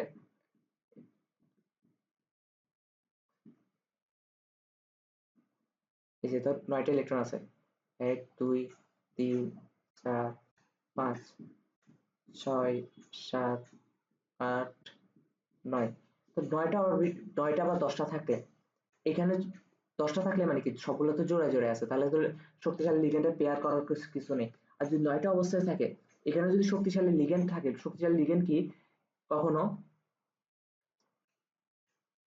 কখনো দাঁড়িয়ে, আমি অন্য ক্লাস দিতে, শক্তিশালী লিগ্যান্ড কি কখনো এই ইলেকট্রনটাকে এখানে পাঠাইতে পারবে, এই অরবিটালে পাঠাইতে পারবে শক্তিশালী লিগ্যান্ড? অবশ্যই না, কারণ জায়গায় তো ফাঁকা নেই, পেয়ার অবস্থায় তো অলরেডি আছে, শক্তিশালী লিগ্যান্ড পারবে না। ঠিক আছে, শক্তিশালী লিগ্যান্ড পারবে না। তখন হচ্ছে যে যদি এই কন্ডিশন হয় কোনো কারণে, কোনো কারণে যদি এই কন্ডিশন হয়, ঠিক আছে, কোনো কারণে যদি এই কন্ডিশনটা হয়, তাহলে নর্মাল যে রুলস ফলো করছো যে দুর্বল লিগ্যান্ডের ক্ষেত্রে, সেটাই হবে। মানে এই ক্ষেত্রে, এই ক্ষেত্রে এ- এই ক্ষেত্রে এই ক্ষেত্রে এই রুলসটা হবে না। মানে লিগ্যান্ড শক্তিশালী হলে ডি আগে বসবে, দুর্বল হলে ডি পরে বসবে। ঠিক আছে, লিগ্যান্ড শক্তিশালী হলে যদি এরকম সিচুয়েশন থাকে, লিগ্যান্ড তো কাউকে পাঠাইতেই পারবে না, পেয়ার করতে পারবে না, কারণ ফাঁকাই তো নেই। তখন নর্মালি যেভাবে অরবিটাল তৈরি সম্ভব, ফাঁকা জায়গা থাকবে, ওখানে বসে যাবে ইয়াগুলা, লিগ্যান্ড গুলা। তো লিগ্যান্ড ফাঁকা জায়গায় বসে গেলে তখন হচ্ছে নর্মাল নিয়মে এস এস আগে বসবে নামের শুরুতে। ঠিক আছে, ওকে। তাইলে এখন হচ্ছে যে এটা হচ্ছে জটিল যৌগের সংকরায়ন। এখন হচ্ছে আমাদের আরেকটা টপিক পড়তে হবে, সেটা হচ্ছে জৈব যৌগের সংকরায়ন। জৈব যৌগের সংকরায়ন হচ্ছে দুনিয়ার সব থেকে ইজি টপিক ভাই। জৈব যৌগের সংকরায়নে কোনো প্যাচ নাই, কিছু নেই। আমরা এখন কি করবো? জৈব যৌগের সংকরায়ন, এটা 5 মিনিট লাগবে। ঠিক আছে, তারপরে হচ্ছে এই চ্যাপ্টার শেষ। জৈব যৌগের সংকরায়ন, এটা দুনিয়ার ইজি টপিক ভাই। ঠিক আছে, সংকরায়ন, জৈব যৌগের সংকরায়ন,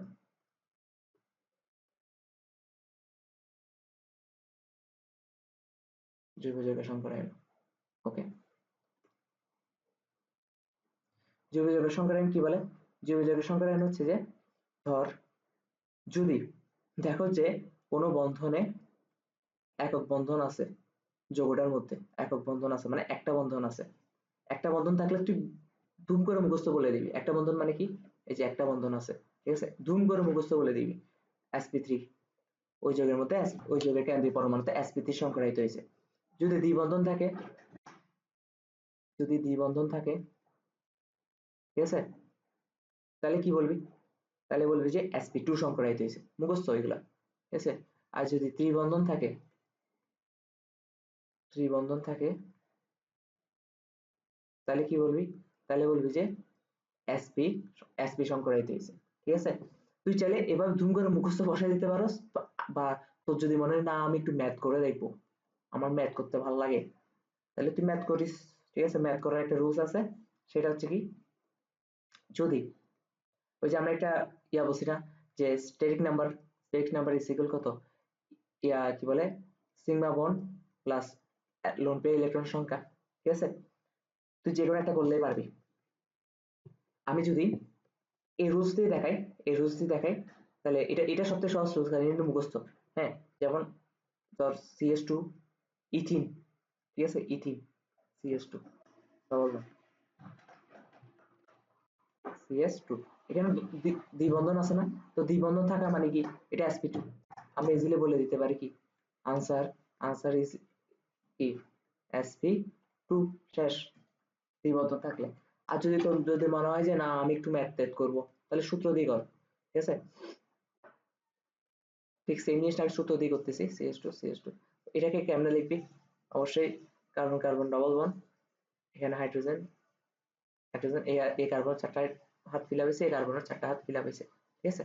তাহলে দেখ এখানে সিগমা বন্ড কয়টা আছে, সিগমা বন্ড আছে, এই যে সিগমা বন্ড আছে, আমরা সিগমা বন্ডকে যদি হলুদ কালার দিলেই, এটা একটা সিগমা বন্ড, এটা একটা সিগমা বন্ড, এখান থেকে একটা সিগমা বন্ড হবে, হ্যাঁ, আর এখান থেকে এটা একটা সিগমা বন্ড, এটা একটা সিগমা বন্ড, তাহলে কয়টা হচ্ছে 1 2 3 4 5, তার মানে সিগমা বন্ডের সংখ্যা কত, 5। এখানে সিগমা বন্ড সমান ইকুয়াল 5, ঠিক আছে। লোন পেয়ার ইলেকট্রন আছে কয়টা, ঠিক আছে, লোন পেয়ার ইলেকট্রন কি এখানে আছে, এখানে কোনো লোন পেয়ার ইলেকট্রন নাই, ঠিক আছে, কোথাও লোন পেয়ার ইলেকট্রন দেখতেছো, লোন পেয়ার ইলেকট্রন নাই, জিরো। তার মানে এখন যদি আমরা সিগমা প্লাস লোন পেয়ার লিখি, তাহলে 5 প্লাস 0 সমান ইকুয়াল 5। আর 5 মানে কি, 5 মানে হচ্ছে sp3, 5 বলতেছি আমি, তাহলে কয়টা হয় ইয়াতে, আচ্ছা সরি, এখানে একটা জিনিস ভুলেছে কি, আমরা সিগমা বন্ড পুরাটা কেন হিসাব করবো, এখানে দুইটা কার্বন না, কেন্দ্রীয় পরমাণু তো দুইটা, একটা কার্বন, এটা একটা কার্বন, ঠিক আছে। হিসাব হবে অলওয়েজ কোথাতে, এই যে তোরা এই ভুলটা করবি দেখে কোথায়, এই ভুলটা করবি বলেই আমি ইচ্ছে করে ভুলটা করছি, ঠিক আছে, ভুল না করলে মানুষ শিখে না, ঠিক আছে, ঠিক আছে। দেখ অলওয়েজ কেন্দ্রীয় পরমাণু একটার ক্ষেত্রে হিসাব হবে, একটার ক্ষেত্রে তোকে বলবে যে এখানে কেন্দ্রীয় পরমাণুর ক্ষেত্রে কোন ধরনের সংখ্যা রয়েছে, ঠিক আছে, মানে এই কার্বনে কোন ধরনের সংখ্যা রয়েছে আর এই কার্বনে কোন ধরনের সংখ্যা রয়েছে, এই কার্বনে যে সংখ্যাটা হয়েছে এই কার্বনে ঠিক সেম সংখ্যাটা হবে, ঠিক আছে। এটা একটার ক্ষেত্রে হিসাব করতে বুঝাতে পারছি, তার মানে সিগমা বন্ড হিসাব হবে কয়টার ক্ষেত্রে, একটার ক্ষেত্রে। তো এই কার্বনের সিগমা বন্ড কয়টা, এই কার্বনের সিগমা বন্ড হচ্ছে যে, এই কার্বনের সিগমা বন্ড সংখ্যা হচ্ছে যে, এই যে 1, এই যে 2, এই যে 3, সিগমা বন্ড হচ্ছে 3। আর লোন পেয়ার ইলেকট্রন দেখতেছো, লোন পেয়ার ইলেকট্রন নাই, জিরো। তার মানে এখন যদি সূত্র বসাও তাহলে কত হবে, সিগমা প্লাস লোন পেয়ার, তার মানে 3 প্লাস 0 ইজ ইকুয়াল 3। আর 3 মানে কি, এস, এস একটা পি দুইটা, ঠিক আছে, sp2। দেখ তো মিলছে কিনা রেজাল্ট, আনসার মিলছে কিনা, মিলছে, তাহলে এটাই হচ্ছে যে আনসার। তাহলে এইভাবে আজকে হচ্ছে আমাদের কি চ্যাপ্টারটা কি হইলো, চ্যাপ্টারটা দাইয়ের, চ্যাপ্টারটা কি করছে, আহ দি এন্ড, বুঝতে পারছি। এই চ্যাপ্টারে আর হাবি যাবি তেমন বুঝার কিছু নেই, এই চ্যাপ্টারে আমি যা পড়াইছি সেখান থেকে প্রশ্ন আসবে। আর এমসিকিউর জন্য একটু বাড়তি বই তো পড়া লাগে, বই রিডিং হালকা পাতলা লাগানো, তাহলে চ্যাপ্টার এটা শেষ, তাই এন্ড।